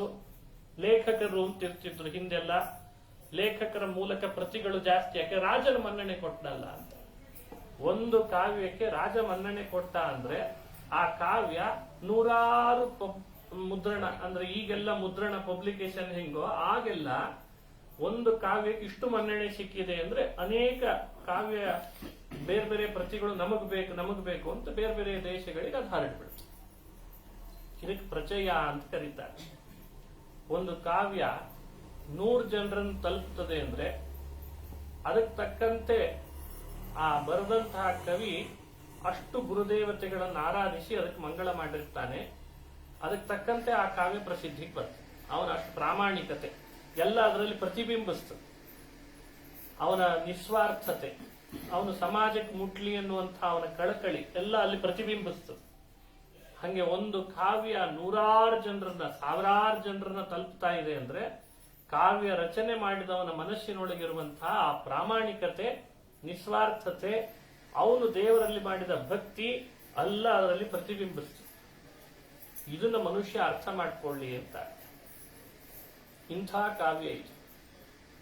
ಈ ಕಾವ್ಯದ ಪ್ರಾರಂಭದ ಸರ್ಗಗಳಲ್ಲಿ ಶ್ರೀಕೃಷ್ಣನ ಅವತಾರ, ಬಾಲಲೀಲೆಗಳು, ಆ ಬಾಲಲೀಲೆಗಳನ್ನೆಲ್ಲ ವರ್ಣಿಸಿದ್ದು ಭಾಗವತ ಬೇರೆ ಪುರಾಣಗಳಾದರೂ ಅದರಲ್ಲಿ ಮತ್ತೆ ಪುನಃ ಚಮತ್ಕಾರ, ಉತ್ಪ್ರೇಕ್ಷ, ಉಪಮ ಈ ಅಲಂಕಾರಗಳನ್ನು ಒಳಗೊಂಡು ಪ್ರಾಸಬದ್ಧವಾದ ಶ್ಲೋಕಗಳ ಮೂಲಕ ಬೇರೆ ವೃತ್ತಗಳಲ್ಲಿ ಶ್ರೀಕೃಷ್ಣ ಇಲ್ಲೇ ಎದುರುಗಡೆಗೆ ಬಂದೇನೋ ಅನ್ನೋ ಹಾಗೆ ವರ್ಣನೆ ಮಾಡ್ತಾರೆ. ಅದೇ ರುಕ್ಮಿಣೀಶ್ ವಿಜಯದ ಒಂದು ವಿಶೇಷತೆ. ಸಂಸ್ಕೃತ ಸಾಮಾನ್ಯ ಬಲ್ಲವನಿಗೂ ಈ ಕಾವ್ಯ ಓದಿಸ್ಕೊಂಡು ಹೋಗ್ತದೆ. ಸಂಸ್ಕೃತ ವಿಶೇಷ ಬಲ್ಲವನನ್ನಂತೂ ಕುಣದಾಡಿಸಿಬಿಡ್ತದೆ. ಇನ್ನು ಸಂಸ್ಕೃತನೂ ತಿಳಿದು ಪುರಾಣಗಳನ್ನೂ ತಿಳಿದು ನ್ಯಾಯ ವೇದಾಂತಗಳನ್ನು ಅಧ್ಯಯನ ಮಾಡಿದ ವ್ಯಕ್ತಿ ಏನಾದರೂ ಈ ಕಾವ್ಯವನ್ನು ನೋಡ್ಬಿಟ್ಟ ಅಂದ್ರೆ ಇದನ್ನು ಬಿಡೋದೇ ಇಲ್ಲ ಆತ. ಮೊಬೈಲ್ ಹಿಡ್ಕೊಂಡಂಗೆ ಹಿಡ್ಕೊಂಡ್ಬಿಡ್ತಾನೆ. ಯಾವಾಗ್ಲೂ ರುಕ್ಮಿಣೀಶ್ ವಿಜಯ ಅಂತ ಇದೇ ಶ್ಲೋಕಗಳನ್ನೇ ಬಾಯಲ್ಲಿ ಹೇಳ್ತಾ ಹೇಳ್ತಾ ತಲೆ ದೂಗ್ತಾ ಇದ್ಬಿಡ್ತಾನೆ. ಅದೇನೋ ಅಂತಾರೆ ಇತ್ತೀಚೆಗೆ ಲೌಕಿಕ ಉದಾಹರಣೆ, ಹಿಟ್ ಸಾಂಗ್ ಅಂತ ಬೇರೆ ಇಟ್ಟಿರ್ತಾರಂತೆ. ಹಿಟ್ ಸಾಂಗ್ ಭಾರಿ ಹಿಟ್ ಅಂತೆ, ಅದಕ್ಕೆಲ್ಲ ಗೋಲ್ಡನ್ ಅಂತ ಹೆಸರಿಟ್ಟಿರ್ತಾರೆ. ಲೋಕದಲ್ಲಿ ಮೊನ್ನೆ ಬಂದ ಕವಿಗಳದ್ದೇ ಹಾಡು ಹಿಂಗಿರ್ಬೇಕಾದ್ರೆ ಇನ್ನು ರಾಜರ ರಚನೆ ಮಾಡಿ ಕೊಟ್ಟಂತ ಹಾಡು, ಆ ಶ್ಲೋಕ, ಆ ಪದ್ಯ, ಅವುಗಳ ಸ್ವಾರಸ್ಯ. ಸಮಸ್ಯೆ ಏನಾಗಿದೆ ಅಂದ್ರೆ ಮನುಷ್ಯನನ್ನ ಅವು ಏನೋ ಕೈ ಬೀಸಿ ಕರೀತಿದ್ದಾರೆ. ವಾದರಾಜರ ಕೃತಿಗಳು ಮನುಷ್ಯನನ್ನ ಕೈ ಬೀಸಿ ಕರೀತಿದ್ದಾರೆ. ಆದ್ರೆ ಮನುಷ್ಯನಿಗೆ ಏನ ಅಂಟುಕೊಂಡಿದೆ ಅಂದ್ರೆ ಇವತ್ತು ಲೌಕಿಕದೊಳಗಿರುವ ಭಾಷಾ ಪ್ರಭುತ್ವ ಕಡಿಮೆ ಆಗಿ ತುಂಬಾ ಪೋರ್ ಭಾಷೆ ಇವತ್ತು ಅದು ಅವನನ್ನು ಆಕರ್ಷಣೆ ಮಾಡ್ಲಿಕ್ಕೆ ಶುರು ಮಾಡಿದೆ. ಅದು ಜಾಸ್ತಿ ಆಕರ್ಷಿಸ್ತದೆ. ರಾಜರ ಗ್ರಂಥಗಳು ಇನ್ನೂ ಹೆಚ್ಚು ಆಕರ್ಷಿಸ್ತಿದ್ದಾವೆ. ಆದ್ರೆ ಇವನು ಆ ಕಡೆಯಲ್ಲಿ ನೋಡುವಲ್ಲ. ನದಿ ಹರಿತಿದೆ, ಅದು ಊರ ಹತ್ರದಲ್ಲೇ ಇದೆ. ಅದು ಬಾರಪ್ಪ ನನ್ನಲ್ಲಿ ಸ್ವಲ್ಪ ಸ್ನಾನ ಮಾಡಿ ನಿನ್ ಪಾಪ ಎಲ್ಲ ಕಳ್ಕೊಳ್ಳೋ ಅಂತ ಕರಿತಿರ್ತದೆ. ಇಲ್ಲ ನಾ ಮನೆಯಲ್ಲೇ ಮಾಡ್ತೇನೆ ಅಂತ ನಾವು. ಇಲ್ಲ ನಂಗೆ ಬೇಡ, ಅದು ಮನೆ ನೀರೇ ಚೆನ್ನಾಗಿದೆ, ಸ್ವಲ್ಪ ಬೆಚ್ಚಗಿದೆ, ಇದು ಬೇಕಾದ್ದಾಗ್ಲಿ, ನನಗಿದೇ ಬೇಕು ಅಂತ ನಾವು. ಇದು ನಮ್ಮ ಪರಿಸ್ಥಿತಿ. ಮನುಷ್ಯನಿಗೆ ಕವಿಗಳು ಬಂದವರು ಕ್ಲಾಸಿಕಲ್ ಕಾವ್ಯಗಳನ್ನ, ಕ್ಲಾಸಿಕ್ ಅಂತ ಕರೀತಾರಲ್ಲ, ಅಂಥ ಅದ್ಭುತವಾದ ಕಾವ್ಯಗಳನ್ನ ನಮಗೆ ಅಂತ, ಸಮಾಜಕ್ಕೆ ಅಂತ ಕೊಟ್ಟು ಹೋಗಿದ್ದಾರೆ. ಬಹಳ ಅದ್ಭುತವಾಗಿ ರಚಿಸಿಕೊಟ್ಟಿದ್ದಾರೆ. ಅವು ನಮ್ಮನ್ನು ಕರೀತಾವೆ. ನಾವು ಅವುಗಳ ಬಳಿಗೆ ಸ್ವಲ್ಪ ಹೋದರೆ ಸಾಕು, ನಮ್ಮನ್ನು ಅವು ಬಿಗಿದಪ್ತಾವೆ. ರಾಜರ ಕಾವ್ಯ, ರಾಜರ ಗ್ರಂಥಗಳು ಅಂದ್ರೆ ಹಾಗೆ. ಯಾವುದೇ ತಗೊಳ್ಳಿ, ಸ್ವಪ್ನ ಪದ ತಗೊಳ್ಳಿ, ಮೊದಲು ಸ್ವಲ್ಪ ನಾವು ಅದ್ರ ಒಳಗೆ ಹೋದ್ರೆ ಸಾಕು, ಅದು ಆಮೇಲೆ ನಮ್ಮನ್ನೇ ಒಳಗೆ ತಗೊಂಡು ಬಾ, ಮತ್ತೆ ಯಾಕೆ ಹೊರಗೆ ಹೋಗ್ತೀವಿ ಅಂತ ಕರೀತದೆ. ಲಕ್ಷ್ಮೀ ಶೋಭನೆ ತಗೊಳ್ಳಿ, ವೈಕುಂಠ ವರ್ಣನೆ ತಗೊಳ್ಳಿ. ವೈಕುಂಠ ವರ್ಣನೆ ಅಂದ್ರೆ ತತ್ವಪದ ಅಂತ ಹೆಸರಿಟ್ಟಿದ್ದಾರೆ ಅದಕ್ಕೆ. ಅದನ್ನು ತಗೊಳ್ಳಿ. ಸ್ವಲ್ಪ ಮೇಲ್ನೋಟಕ್ಕೆ ಸ್ವಲ್ಪ ನಾವು ಅದ್ರೊಳಗೆ ಹೋಗ್ಬೇಕು, ಒಂಚೂರು ಪ್ರಯತ್ನ ಪಡ್ಬೇಕು. ಆಮೇಲೆ ಅದೇನ್ ಮಾಡ್ತದೆ ಅಂದ್ರೆ ಹೊರಗೆ ಹೋಗ್ಲಿಕ್ಕೆ ಬಿಡಲ್ಲ. ಹೊರಗೆ ಯಾಕೆ ಹೋಗ್ತೀವಿ, ಒಳಗ್ ಬಾ ಅಂತ ಕರೀತದೆ. ಸಣ್ಣ ಉದಾಹರಣೆ ಅಂದ್ರೆ ಒಂದು ಸಂಶೋಧನೆ ಆಗಿದೆ ಮೊನ್ನೆ. ಒಬ್ಬ ವ್ಯಕ್ತಿ ತನ್ನ ಕೈಯಲ್ಲಿ ಮೊಬೈಲ್ ಹಿಡ್ಕೊಂಡು ಸ್ಕ್ರೀನ್ ಓಪನ್ ಮಾಡ್ದ ಅಂದ್ರೆ ಎಷ್ಟು ನಿಮಿಷ ಮಿನಿಮಮ್ ನೋಡ್ತಾನೆ ಅಂತ ಕೇಳಿದರೆ ಇದ್ರ ಬಗ್ಗೆ. ಮಿನಿಮಮ್ ಎಷ್ಟು ನಿಮಿಷ ನೋಡ್ತಾನೆ? ಒಂದ್ಸಲಿ ಒಂದು ಮೊಬೈಲ್ ಓಪನ್ ಮಾಡಿ ಸ್ಕ್ರೀನ್ ತೆಗೆದ ಅಂದ್ರೆ ನೋಡ್ಲಿಕ್ಕೆ ಶುರು ಮಾಡ್ತಾನೆ. ಎಷ್ಟು ನಿಮಿಷ ನೋಡ್ತಾನೆ? 28 ನಿಮಿಷ ನೋಡ್ತಾನಂತೆ ಮಿನಿಮಮ್. ಅಂದ್ರೆ 100 ಜನರ ಮಧ್ಯದಲ್ಲಿ 100 ಜನರ ಕೈಗೆ ಮೊಬೈಲ್ ಕೊಟ್ರೆ ಸ್ಕ್ರೀನ್ ಓಪನ್ ಮಾಡಿದ ಕೂಡಲೇನೆ ಅಗದಿ ಕಡಿಮೆ ಅಂದ್ರೆ 28 ನಿಮಿಷ ನೋಡ್ತಾನಂತ. ಅದರೊಳಗೆ 80% ಅಂತ ಹೇಳ್ದ ಆತ. ಇಷ್ಟು ಇವಾಗ ಅನಾಲಿಸಿಸ್ ಆಯ್ತು. 100 ಜನ ಇದ್ದಾರೆ, ಅದರೊಳಗೆ 80 ಜನ ಮಿನಿಮಮ್ 28 ನಿಮಿಷ. ಇನ್ನು 20 ಜನ ಇದ್ದಾರಲ್ಲ, ಅವ್ರು ಹಿಂಗ್ ನೋಡಿದ ಕೂಡಲೇ ಎಷ್ಟು ಕೆಲಸವೋ ಅಷ್ಟೇ ಮಾಡಿ ಇಡ್ತಾ ಇದಾರ. ತೆಗಿತಾರೆ, ಹಿಂಗ್ ನೋಡಿ ಸಾಕು ಅಂತ ಇಟ್ಬಿಡ್ತಾರೆ. ಇದು ಲೋಕದಲ್ಲಿ ನಡೀತಾ ಇದೆ. ಅಂದ್ರೆ ಅಲ್ಲಿರೋ ವಿಷಯಗಳು ಮನುಷ್ಯನನ್ನು ಎಷ್ಟು ಆಕರ್ಷಣೆ ಮಾಡಿದಾವೆ ಅನ್ನೋದು ಇದರಿಂದ ಅರ್ಥ ಆಯ್ತಂತ. ಇವೇ ಇಷ್ಟವ ಅಂದ್ರೆ ಮೊನ್ನೆ ಮನುಷ್ಯ ತಯಾರು ಮಾಡಿದ್ದು. ಇನ್ನು ರಾಜರ ರಚನೆ ಮಾಡಿಕೊಟ್ಟಂತಹ ಗ್ರಂಥಗಳೆಲ್ಲ ಒಂದು ಮೊಬೈಲ್ ಇದ್ದ ಹಾಗೆ. ನೀವು ಒಂಚೂರು ನೋಡ್ಲಿಕ್ಕೆ ಪ್ರಾರಂಭ ಮಾಡಿದ್ರೆ ಅವು ನಮ್ಮನ್ನು ಗಟ್ಟಿ ಹಿಡ್ಕೊಳ್ತಾವೆ. ಅವು 28 ನಿಮಿಷ ಅಲ್ಲ, ಇಡೀ ಬದುಕಿನುದ್ದಕ್ಕೂ ನಿಮ್ಮನ್ನ ಬಿಡದೇ ಇರೋ ಹಾಗೆ, ನೀವು ಬೇರೆ ಕಡೆಯಲ್ಲಿ ಹೋಗದೇ ಇರೋ ಹಾಗೆ, ಭಗವಂತನನ್ನ ಮರೀದೇ ಇರೋ ಹಾಗೆ, ವೇದಾಂತಗಳ ವಿಷಯಗಳು ಯಾವುದು ನಿಮ್ಮ ತಲೆಯಿಂದ ಹಾರಿ ಹೋಗದೇ ಇರೋ ಹಾಗೆ ನಿಮ್ಮನ್ನು ಗಟ್ಟಿ ಹಿಡ್ಕೊಂಡ್ಬಿಡ್ತಾರೆ. ಆ ಶಕ್ತಿ ರಾಜರ ಕೃತಿಗಳಲ್ಲಿದೆ. ಅವರು ವರ್ಣನೆ ಮಾಡಿರುವ ಒಂದು ವೈಕುಂಠ ವರ್ಣನೆ ಶ್ಲೋಕಗಳನ್ನ ದಿನ ನೋಡ್ತಾ ಬಂದ್ರೆ ಸಾಕು. ಅದು ಬೇಡ, ಅವರು ಅಲ್ಲಲ್ಲಿ ಹೋದಾಗ ಹಾಡ್ತಿದ್ರಂತೆ ತಮ್ಮಷ್ಟಕ್ಕೆ ತಾವು ಭಗವಂತನ ಮುಂದೆ ಕೂತ್ಕೊಂಡು. ಆ ಹಾಡು ಸಾಕು. ಅವನ ಶ್ರವಣ ಮನನ ನಿಧಿಧ್ಯಾಸನ, ಆ ವಿಷ್ಣುವಿನ ಭಕ್ತಿ ಮಹಾಪ್ರಸಾದಂಗಳು, ಕೈವಲ್ಯ ಪದ ಕೀಕಿದ ನೀಚಣಿಕೆಂದು ಭಾವಜ್ಞರು ಪೇಳ್ವರೋ ವೇದ ಭಾವಜ್ಞರು ಪೇಳ್ವರೋ ಜೀವಕ್ಕೆ ಜವನ ಬಾಧೆಯನ್ನು ತಪ್ಪಿಸಿ. ಎಷ್ಟು ಚೆನ್ನಾಗಿ ಹೇಳ್ತಾ ಹೋಗ್ತಾರ ನೋಡಿ. ಯಾವ್ದಾದ್ರು ಒಂದು ಕಡೆ ತೊಡಕಿದೆನಾ? ಪ್ರಾಸ ತಪ್ತಾರ, ತಾಳ ತಪ್ತಾರ, ಹಾಡ್ನಲ್ಲಿ ಅರ್ಥದ ಏನಾದ್ರೂ ಸಂಕ್ಷೇಪ ಇದೆನಾ? ಎಷ್ಟು ವಿಸ್ತಾರ ಅರ್ಥ, ಗಂಭೀರ ಶಬ್ದ. ಶಾಸ್ತ್ರಗಳನ್ನು ಹೊರತುಪಡಿಸಿ ಹೇಳಿದ್ರ? ಶಾಸ್ತ್ರ ಹೊರತುಪಡಿಸಿ ಹೇಳಿಲ್ಲ. ಶಾಸ್ತ್ರ ತುಂಬಿದ್ರು, ಕಾವ್ಯ ತುಂಬಿದ್ರು, ಪ್ರಾಸ ಹಿಡಿದ್ರು ನಾರಾಯಣನೇ ಮನವೇ ನಾರಾಯಣನೇ. ಈಗ ಇದನ್ನು ಭಾವಗೀತೆ ಅಂತ ಅನ್ನಬಾರ್ದು ಅಷ್ಟೇ. ಮತ್ತೆ ಯಾಕೆ ನಾರಾಯಣ ಬಂದಲ್ಲ. ಇದೇ ನೋಡಿ ಬೌದ್ಧಿಕವಾದ ದಾಳಿ. ಸಮಾಜದ ಕವಿಗಳು ತಮ್ಮ ಕವಿತಾ ಸ್ವಾರಸ್ಯಗಳನ್ನ ಭಾವಗೀತೆ ಹೆಸರಿನಲ್ಲಿ ಕೃತ್ರಿಮ ಸಾಹಿತ್ಯದ ಮೂಲಕ ಬೌದ್ಧಿಕ ದಿವಾಳಿತನ ಮಾಡಿಬಿಟ್ರು. ಅಲ್ಲಿ ಪುಣ್ಯನೂ ಇಲ್ಲದೆ, ಮಾನಸಿಕ ನೆಮ್ಮದಿ ಸಿಗದೆ, ಪ್ರಕೃತಿಯ 4 ಕಾಗಿ ಗುಬ್ಬಿಗಳನ್ನು ವರ್ಣನೆ ಮಾಡಿ ಮನುಷ್ಯನ ಸಮಯ ಹರಣ ಮಾಡ್ತಾರೆ. ಅದೇ ರಾಜರು ಏನ್ ಮಾಡ್ತಾ ಬಂದ್ರು, ಭಾವವು ಭಗವಂತನಿಗಾಗಿ, ಗೀತೆಯು ಭಗವಂತನಿಗಾಗಿ ಅಂತ ಭಾವವ ತುಂಬಿ ಗೀತೆಗಳನ್ನ ಹಾಡಿ ಪ್ರತಿ ಸಾಹಿತ್ಯದಲ್ಲಿಯೂ ದೇವರಿಗಾಗಿ ಅಂತ ಮೀಸಲು ಮಾಡಿದ್ದಾರೆ. ಇದು ಉಪನಿಷತ್ತಿನ ರಹಸ್ಯ. ನಮ್ಮ ದೇಹ ಅನ್ನೋದು ಒಂದು ವೀಣೆ ಅಂತದ್ದು. ಈ ದೇಹದ ವೀಣೆಯ ತಂತಿಗಳು ನುಡಿದ್ರೆ, ನಡೆದ್ರೆ, ನಲದ್ರೆ ಅದು ದೇವರಿಗಾಗಿ ಹೊರತು ಎದುರುಗಡೆ ಕೂತಂತಹ ಅರಸನಿಗಾಗಿ ಅಲ್ಲ ಅನ್ಬೇಕಂತ. ಇದು ಉಪನಿಷತ್ತಿನ ರಹಸ್ಯ. ಇದು ದೈವಿ ವೀಣಾ. ಈ ದೇಹವೇ ಒಂದು ದೈವಿ ವೀಣೆ. ಈ ದೈವಿ ವೀಣೆಯ ನುಡಿಬೇಕು, ನಡಿಬೇಕು. ಇದರಲ್ಲಿ ಬರುವ ಪ್ರತಿ ನಾದ ಅದು ಭಗವಂತನ ಪ್ರೀತಿಗಾಗಿ ಆಗ್ಬೇಕು. ಈ ರಹಸ್ಯ ಅರಿತು ರಾಜರು ತಮ್ಮ ಎಲ್ಲ ಕೃತಿಗಳನ್ನ ತಾವೇ ಒಂದು ದೈವಿ ವೀಣಾರೂಪರಾಗಿ ಎಲ್ಲೆಡೆ ಸಂಚರಿಸಿ ಕಾವ್ಯಗಳನ್ನು ರಚನೆ ಮಾಡಿಕೊಟ್ಟು ಹೀಗೆ ಅನುಸಂಧಾನ ಮಾಡಬೇಕು. ಅದರಲ್ಲಿ ರುಕ್ಮಿಣೀಶ್ ವಿಜಯ ಶ್ರೀಕೃಷ್ಣನ ಕಥೆಗಳನ್ನ ಈಗಾಗಲೇ ಭಾಗವತ ನೋಡಿದವರಿಗೆ ತಿಳಿದೇ ಇರ್ತದೆ. ಕಥೆ ತಿಳಿದ ಮೇಲೆ ಮುಂದೆ ಮಾಡಬೇಕಾದದ್ದು ಏನು? ಹಾಗಾದ್ರೆ ತಿಳಿದ ಕಥೆಗಳಲ್ಲಿ ತಾತ್ವಿಕ ಸಂದೇಶಗಳನ್ನ ಸಮಾಜಕ್ಕೆ ಮುಟ್ಟಿಸ್ಬೇಕು. ಆ ತಾತ್ವಿಕ ಸಂದೇಶ ಹೇಗಿರ್ಬೇಕದು? ಅದರಲ್ಲಿ ಹಿಂದೆ ಒಂದು ಪ್ರಮಾಣ ಇರಬೇಕು. ಪ್ರಮಾಣ ಇಲ್ಲದೆ ಅದು ತಾತ್ವಿಕ ಸಂದೇಶ ಆಗಲ್ಲ, ಸುಮ್ಮನೆ ಸಂದೇಶ ಆಗ್ತದೆ ಅಷ್ಟೆ. ಹಾಗಾಗಿ ಭಾಗವತ ತಾತ್ಪರ್ಯದ ಪ್ರಮಾಣಕ್ಕನುಗುಣ, ಮಹಾಭಾರತ ತಾತ್ಪರ್ಯ ನಿರ್ಣಯಕ್ಕೆ ಅನುಗುಣವಾಗಿ ಮಧ್ವ ಸಿದ್ಧಾಂತದ ಪ್ರಮೇಯಗಳನ್ನ ಪೋಣಿಸಿ ಮಾಲೆಯಂತೆ ರಚನೆ ಮಾಡಿಬಿಡ್ತಾರೆ. ಇದೇ ರುಕ್ಮಿಣೀಶ್ ವಿಜಯ ಅಂತಂದ್ರೆ. ಅವರೇ ಸ್ವತಃ ಈ ವಿಷಯದ ಬಗ್ಗೆ ಒಂದು ಮಾತು ಹೇಳ್ತಾರೆ ಕೊನೆಯಲ್ಲಿ. ನಾನ್ ರಚಿಸಿರುವ ಈ ರುಕ್ಮಿಣೀಶ್ ವಿಜಯ ಕಾವ್ಯದ ನಾಯಕ ಯಾರು? ಶ್ರೀಕೃಷ್ಣ ಅಂತಂದ್ರೆ. ನಾಯಕಿ ಯಾರು? ಮಹಾಲಕ್ಷ್ಮಿ. ಸಕಲ ದೇವಿ ಮಂಗಲ ದೇವತಾ ಅಖಿಲ ಜಗದ್ ರಾಮ ನಾಯಿಕಾ, ಅಖಿಲ ಜಗದ್ ಮಾತಾ ರಮಾ ನಾಯಿಕ. ಇಡೀ ಪ್ರಪಂಚದ ತಾಯಿಯ ಸ್ಥಾನದಲ್ಲಿರುವ ಮಹಾಲಕ್ಷ್ಮಿನೇ ನನ್ನ ಕಾವ್ಯದ ನಾಯಕಿಯಾಗಿದ್ದಾಳೆ. ಎಲ್ಲ ದೇವತೆಗಳಿಂದ ವಂದ್ಯನಾದಂತಹ ಶ್ರೀಕೃಷ್ಣ ಪರಮಾತ್ಮ ನನ್ನ ಕಾವ್ಯದ ನಾಯಕನಾಗಿದ್ದಾನೆ. ನಾಯಕ ನಟನಾಗಿ ಕೃಷ್ಣ, ನಾಯಕಿಯಾಗಿ ಮಹಾಲಕ್ಷ್ಮಿ.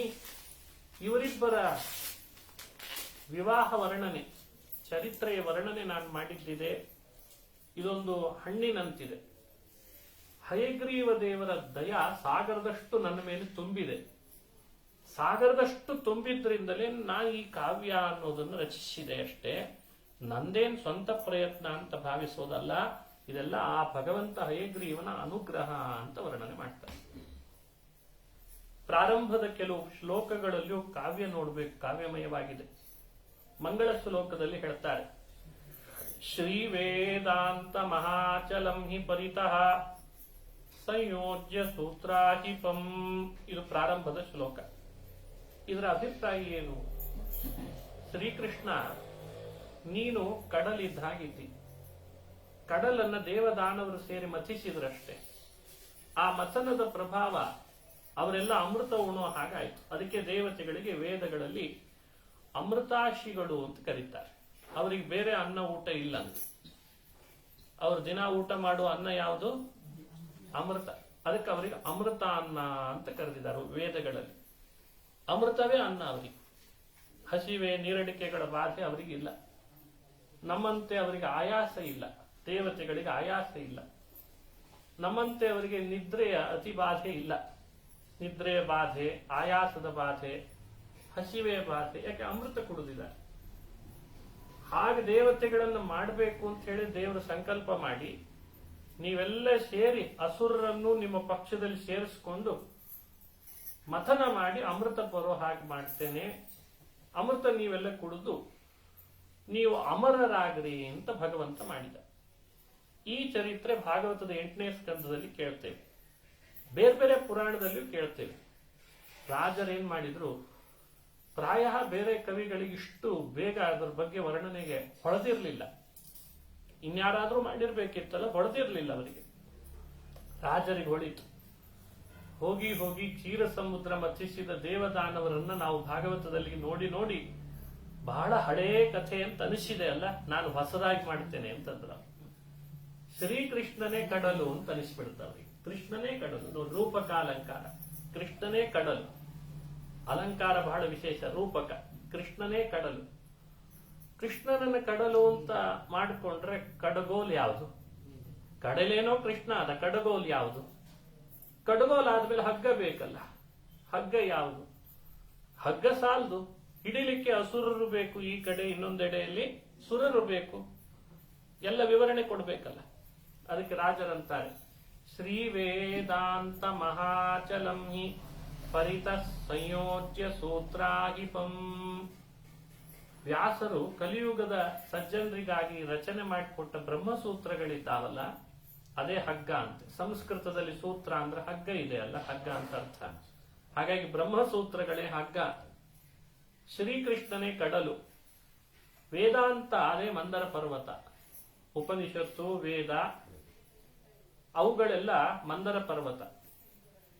ಹಾಗಾದ್ರೆ ಮಂದರ ಪರ್ವತ ಕಡಗೋಲ್ನಂತಾಯ್ತು. ಕೃಷ್ಣ ಅನ್ನೋ ಕಡಲಲ್ಲಿ ಬ್ರಹ್ಮಸೂತ್ರ ಅನ್ನೋ ಹಗ್ಗ ಕಟ್ಟಿ ಮಥನ ಮಾಡಬೇಕಾದ್ರೆ ದೇವದಾನವರು ಬೇಕಲ್ಲ. ಪೂರ್ವ ಪಕ್ಷಗಳೆಲ್ಲ ಅಸುರರಂತೆ, ಸಿದ್ಧಾಂತ ಯುಕ್ತಿಗಳೆಲ್ಲ ದೇವತೆಗಳಂತೆ. ಯಾವಾಗ್ಲೂ ಎರಡು ಇದ್ದೇ ಇರ್ತದಲ್ಲ.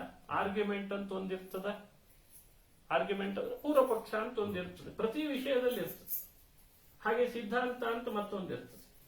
ಹಾಗೆ ಸಿದ್ಧಾಂತ ಯುಕ್ತಿಗಳೆಲ್ಲ ದೇವತೆಗಳು, ಪೂರ್ವ ಪಕ್ಷ ಯುಕ್ತಿಗಳೆಲ್ಲ ಅಸುರರು.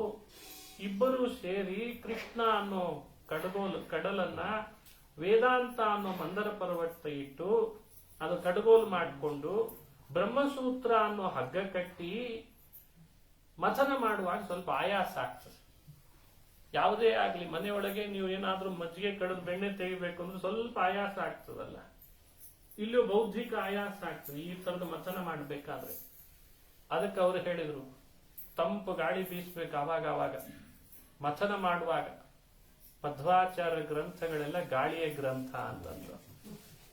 ಸದ್ವಾತಾಗಮ ಪೋಷಿತಾತ್ಮ ಹೃದಯಂ. ವಾತ, ಸದ್ವಾತ ಅಂದ್ರೆ ವಾಯುದೇವರು. ಅವರ ಆಗಮ ರಚನೆ ಮಾಡಿಕೊಟ್ಟ ಶಾಸ್ತ್ರ ಅದು ಮಧ್ವಶಾಸ್ತ್ರ. ಅದು ಗಾಳಿ ಇದ್ದ ಹಾಗೆ. ಅದು ನಿಮಗೆ ಬೀಸ್ತಾ ಇದ್ರೆ ಹೃದಯ ತಂಪಿರ್ತದೆ ಅಂತ ಅರ್ಥ. ಮಧ್ವಶಾಸ್ತ್ರ ಅಧ್ಯಯನ ಮಾಡ್ತಿರ್ಬೇಕು, ಅಲ್ಲಿ ಹೇಳಿರುವ ವಾಕ್ಯಗಳನ್ನು ನೆನಪಿಸ್ಕೊತಿರ್ಬೇಕು, ಅದು ತಂಪು ಗಾಳಿ ಬೀಸ್ತಾ ಇರ್ತದಂತೆ. ಹೀಗೆ ಮಧ್ವಶಾಸ್ತ್ರದ ತಂಪು ಗಾಳಿ, ಬ್ರಹ್ಮಸೂತ್ರ ಅನ್ನೋ ಹಗ್ಗ, ವೇದಾಂತ ಅನ್ನೋ ಮಂದರ ಪರ್ವತ, ಶ್ರೀಕೃಷ್ಣ ಅನ್ನುವಂತ ಕಡಲು ಮಥನ ಮಾಡಬೇಕಂತೆ. ಮಥನ ಮಾಡಿದ್ರೆ ಮಾಡುವಂತ ಪ್ರತಿಯೊಬ್ಬನಿಗೆ ಭಗವಂತ ಅಮೃತ ಕೊಡ್ತಾನೆ. ಯಾರ್ಯಾರು ಮಾಡ್ತಾರೋ ಅವರಿಗೆ. ಇದು ಶಾಸ್ತ್ರ ಮಂಥನ ಅಂತ ಅಭಿಪ್ರಾಯ. ಶಾಸ್ತ್ರ ಮಂಥನ ಮಾಡ್ರಿ, ಶಾಸ್ತ್ರ ವಿಚಾರಗಳ ಚರ್ಚೆ ಮಾಡಿ. ಅದೊಂದೇ ಕಲಿಯುಗದಲ್ಲಿ ಮನುಷ್ಯನಿಗೆ ಭಾಗವತಾದಿ ಸಚ್ಚಾಸ್ತ್ರಗಳ ಮಂಥನವೇ ಅವನಿಗೆ ಯಾವಾಗಲೂ ಸನ್ಮಾರ್ಗದಲ್ಲಿ ಇರೋ ಹಾಗೆ ಮಾಡ್ತದೆ. ಅಮೃತ ಕೊಟ್ಟು ಭೂಮಿಯಲ್ಲಿ ದೇವತೆಗಳನ್ನು ಮಾಡುತ್ತದೆ ಅಂತಂತಾರೆ. ಅಲ್ಲೇನೋ ರತ್ನಾಕರ, ಸಮುದ್ರಕ್ಕೆ ಇನ್ನೊಂದು ಹೆಸರೇನಿದೆ ರತ್ನಾಕರ ಅಂತ. ಕ್ಷೀರ ಸಮುದ್ರ ಅಂದ್ರೆ ರತ್ನಾಕರ, ರತ್ನಗಳು ಬಹಳ ತುಂಬಿರ್ತಾವೆ ಅಂತ. ಶ್ರೀಕೃಷ್ಣ ಕಡಗಲಾದ್ರೆ ರತ್ನಗಳು ಯಾವುದು? ಗುಣಗಳೇ ರತ್ನ ಅಂದ್ರು ಅವರು. ಗುಣಮಾಣಿಕ್ಯ ಮಂಡನಂ. ಆ ಭಗವಂತನ ಗುಣಗಳಲ್ಲಿ ಎಷ್ಟು ಗುಣ ಇದೆ ಅಂತ ಎಣಿಸ್ಲಿಕ್ಕೆ ಆಗ್ತದ ನಮ್ಮ ಕೈಯಲ್ಲಿ? ಲಕ್ಷ್ಮಿನೇ ಪಾಪ ಇನ್ನು ಎಣಿಸಿ ಎಣಿಸಿ ಎಣಿಸ್ತಾನೆ ಇದ್ದಾಳಂತೆ, ಆಗಿಲ್ಲ ಅಂತ. ನೂತನಕ್ಕೆ ನೂತನ ಆ ರೀತಿಯಾಗಿ ಎಣಿಸ್ತಿದ್ದಾಳೆ. ಅಷ್ಟು ಎಣಿಸಿದ್ರು ಅವಳ ಕೈಯಲ್ಲಿ ಇನ್ನೂ ಪೂರ್ಣಗೊಳಿಸ್ಲಿಕ್ಕಾಗಿಲ್ಲ. ಅಂದ್ರೆ ಗುಣಗಳೆಲ್ಲ ರತ್ನದಷ್ಟು ತುಂಬಿದ್ದಕ್ಕೆ ಶ್ರೀಕೃಷ್ಣನೇ ಗುಣರತ್ನಾಕರ. ಆ ರತ್ನಾಕರವನ್ನ ಮಥಿಸಿದ್ರಿಂದ ಸಂಪತ್ತು ಬಂತು ದೇವತೆಗಳಿಗೆ. ಏನೆಲ್ಲ ಸಂಪತ್ತು ಬಂತು ಅಂತ ಪದ್ಮ ಪುರಾಣ ವಿಸ್ತಾರ ಮಾಡ್ತದೆ. ಕೃಷ್ಣ ಕಡಲನ್ನ ಮಥನ ಮಾಡಿದ್ರೆ ಇದು ಸಂಪತ್ತು ಕೊಡ್ತದೆ, ಅಮೃತ ಕೊಡ್ತದೆ. ಹಾಗಾಗಿ ಇಂಥ ಶ್ರೀಕೃಷ್ಣ ನನ್ನನ್ನ ಅನುಗ್ರಹಿಸಲಿ. ಇದು ಕಾವ್ಯದ ಪ್ರಾರಂಭದ ಶ್ಲೋಕ. ಪ್ರಾರಂಭದ ಶ್ಲೋಕವೇ ಇಷ್ಟು ಶಾಸ್ತ್ರಾರ್ಥ ಗರ್ಭಿತ ಆದದ್ರಿಂದ ಸೂಚನೆ ಮಾಡ್ತಾರೆ, ಮುಂದೆ ನೀವು ನೋಡುವ ರುಕ್ಮಿಣೀಶ್ ವಿಜಯದ ಏನೆಲ್ಲ ವಿಷಯಗಳಿವೆ ಅದು ಇಷ್ಟೇ ಕಾವ್ಯಮಯವಾಗಿದೆ, ಇಷ್ಟೇ ಶಾಸ್ತ್ರಮಯವಾಗಿದೆ ಅಂತ ಸೂಚನೆ ಕೊಟ್ಬಿಟ್ರ. ನಾನು ಯಾವ ವಿಷಯವನ್ನು ಶಾಸ್ತ್ರಮಯವಾಗಿ ಹೇಳ್ತೇನೆ ಹೊರತು ನನ್ನ ದೃಷ್ಟಿಗೆ ಬಂದ ಕಪೋಲ ಕಲ್ಪಿತವಾದ ವಿಷಯವನ್ನ ಹೇಳಲ್ಲ ಅಂತಂತ. ಏನೋ ಕಪೋಲ ಕಲ್ಪಿತ ವರ್ಣನೆಗಳು. ರಾಮ ಸೀತೆಯರ ಬಗ್ಗೆ ನಡೆದ ಸಂವಾದ ನಡೆದದ್ದೇ ಬೇರೆ, ಆಮೇಲೆ ಬಂದ ಕವಿಗಳು ಆ ಸಂವಾದವನ್ನು ಬಿತ್ತರಿಸಿದ್ದೇ ಬೇರೆ. ಆಮೇಲೆ ಬಂದವರು ಬಹಳಷ್ಟು ಜನ ಅದನ್ನು ಬಿತ್ತರಿಸಿದ್ರಲ್ಲ ಕವಿಗಳಾಗಿ, ಅದನ್ನು ಬೇರೆನೆ ಬಿತ್ತರಿಸಿಬಿಟ್ರು. ರಾಮ ಹೇಳದೇ ಇರೋದನ್ನೆಲ್ಲ ಇವ್ರು ಹೇಳಲಿಕ್ಕೆ ಶುರು ಮಾಡಿದ್ರು. ಸೀತೆ ಅನುಭವಿಸದೇ ಇರೋ ಕಷ್ಟಗಳೆಲ್ಲ ಇವ್ರು ಅನುಭವಿಸಿ ಅಲ್ಲಿ ಹೇಳಿದ್ರು. ಸೀತೆ ಚೆನ್ನಾಗೇ ಇದ್ಲು ಪಾಪ, ರಾಮನನ್ನು ಬಿಟ್ಟೋದ್ಮೇಲೂ ಅವಳು ವಾಲ್ಮೀಕಿಗಳ ಆಶ್ರಮದೊಳಗೆ ಸೀತೆ ರಾಮನ್ ನೆನಪಿಸ್ಕೊಂಡು ಚೆನ್ನಾಗೇ ಇದ್ಲು. ಮುಂದೊಬ್ಬ ಕವಿಗಳು ಬಂದ್ರು. ಅವ್ರೇನ್ ಮಾಡಿದ್ರು ಅಂದ್ರೆ ಸೀತೆ ಪಡೆದೇ ಇರೋ ದುಃಖಗಳನ್ನೆಲ್ಲ ತಮ್ಮ ಕಾವ್ಯದಲ್ಲಿ ಬರೆದ್ರು. ಅವ್ರು ಹೆಂಗ್ ಬರೆದ್ರು ಅಂದ್ರೆ ಮುಂದಿನ ಸಮಾಜ ಎಲ್ಲ ಈ ಕಾವ್ಯ ಬರೆದದ್ದನ್ನೇ ಸೀತೆ ಅನುಭವಿಸಿದಾಳೆ ಅನ್ಕೊಳ್ಳೋ ಹಾಗೆ ಬರೆದ್ಬಿಟ್ಟು. ಸಮಸ್ಯೆ ಏನು ಅಂದ್ರೆ ಸೀತೆನೆ ನೋಡಿ ನಗತಿದ್ಲಂತ ಈ ಕಾವ್ಯ. ನಾನು ಹಿಂಗಂದೇ ಇಲ್ಲ, ಇವ್ ಯಾಕೆ ಹೀಗೆ ಬರದ ಅಂತ. ಹಾಗಾಗಿ ಕಾವ್ಯಗಳಲ್ಲಿ ಇದನ್ನ ಅಪ್ರಸ್ತುತ, ಅಸಂಗತ, ಅಪ್ರಾಮಾಣಿಕ ಅಂತ ಇದಕ್ಕೊಂದು ದೋಷ. ಕಾವ್ಯ ರಚನೆ ಮಾಡುವಾಗ ಕಾವ್ಯ ನಾಯಕ ಹಾಗೂ ಕಾವ್ಯ ನಾಯಕಿಯರ ನೈಜ ಇತಿಹಾಸವನ್ನ ಸ್ವಲ್ಪವೂ ವಿಕೃತಗೊಳಿಸದೇ ಇರೋ ಹಾಗೆ ಆ ಒಂದು ಕಾವ್ಯ ಪಾತ್ರ, ಕಾವ್ಯ ನಾಯಕ ನಾಯಕಿಯರ ಪಾತ್ರಕ್ಕೆ ಅಗೌರವ ಬರದೇ ಇರೋ ಹಾಗೆ, ಅವ್ರ ಬಗ್ಗೆ ಅಶ್ರದ್ಧೆ ಮೂಡದೇ ಇರೋ ಹಾಗೆ ಪುರಾಣ ಇತಿಹಾಸಗಳ ಬ್ಯಾಕ್ಗ್ರೌಂಡ್ ನಲ್ಲಿ ರಚನೆ ಮಾಡಿದ ಏಕೈಕ ಕಾವ್ಯ ಅಂದ್ರೆ ಅದು ರುಕ್ಮಿಣೀಶ್ ವಿಜಯ ಕಾವ್ಯ ಅಂತ ನಾವು ಭಾವಿಸ್ತೇವೆ. ಸ್ವಲ್ಪವೂ ವ್ಯತ್ಯಾಸ ಮಾಡಲಿಲ್ಲ, ಸ್ವಲ್ಪವೂ ವ್ಯತ್ಯಾಸ ಇಲ್ಲ. ಅಷ್ಟು ಅವರಿಗೆ ಗ್ರಿಪ್ ಇತ್ತು ಅಂತ ಅರ್ಥ. ಪುರಾಣ ಗ್ರಿಪ್ ಇದೆ, ಮಹಾಭಾರತ ಗ್ರಿಪ್ ಇದೆ. ಇಂಥ ಅನೇಕ ಘಟ್ಟಗಳನ್ನು ನೀವು ನೋಡಬಹುದು ರುಕ್ಮಿಣೀಶ್ ವಿಜಯದಲ್ಲಿ. ಸಹಜವಾಗಿ ನಿಮಗೆ ಕೆಲವು ಉದಾಹರಣೆಗಳ ರೂಪದಲ್ಲಿ ರುಕ್ಮಿಣೀಶ್ ವಿಜಯ ಕಾವ್ಯದ ಪ್ರತಿ ಶ್ಲೋಕ ಹೇಳೋದು ಸ್ವಲ್ಪ ಕಠಿಣ ಈಗಿನ ಕಾಲದ ವ್ಯವಸ್ಥೆಗೆ ಅನುಗುಣವಾಗಿ. ಸಮಯ ಕೊಟ್ಟರೆ ಸಾಕಷ್ಟು ಹೇಳಲಿಕ್ಕೆ ಇರ್ತದೆ, ಸಮಯ ಕಡಿಮೆ ಆಗ್ತದ, ಆದ್ರಿಂದ ಸ್ವಲ್ಪ ಹೇಳ್ತೇನೆ. ಈಗ ಅಲ್ಲೇನಾಯ್ತು ಅಂದ್ರೆ ಶ್ರೀಕೃಷ್ಣ ಪರಮಾತ್ಮ ಅವತಾರ ಮಾಡಲಿಕ್ಕೆ ಅಂತ ಅಷ್ಟಮಿ ತಿಥಿಯನ್ನ ತಾನು ಸಂಕಲ್ಪ ಮಾಡಿದ್ದ, ರಾತ್ರಿ ಕಾಲ ಸಂಕಲ್ಪ ಮಾಡಿದ್ದ. ಹಾಗಾಗಿ ರಾತ್ರಿನೇ ಅವತಾರ ಮಾಡಿದ, ಅಷ್ಟಮಿ ತಿಥಿನೇ ಅವತಾರ ಮಾಡಿದ. ಅವತರಿಸಿದ ಕೂಡಲೇ ವಸುದೇವ ದೇವಕಿಯರು ಕೃಷ್ಣನ ಸ್ತೋತ್ರ ಮಾಡಿದ್ರು. ಆಮೇಲೆ ಕಾರಾಗೃಹದ ಬಾಗಿಲೆಲ್ಲ ತೆಕ್ಕೊಂತು, ಕೈಗೆ ಹಾಕಿದ ಬೇಡಿಗಳೆಲ್ಲ ಕಳಿಸಿಬಿತ್ತು. ವಸುದೇವ ಕೃಷ್ಣನನ್ನ ತಲೆ ಮೇಲೆ ಹೊತ್ತು ಹೊರಟ.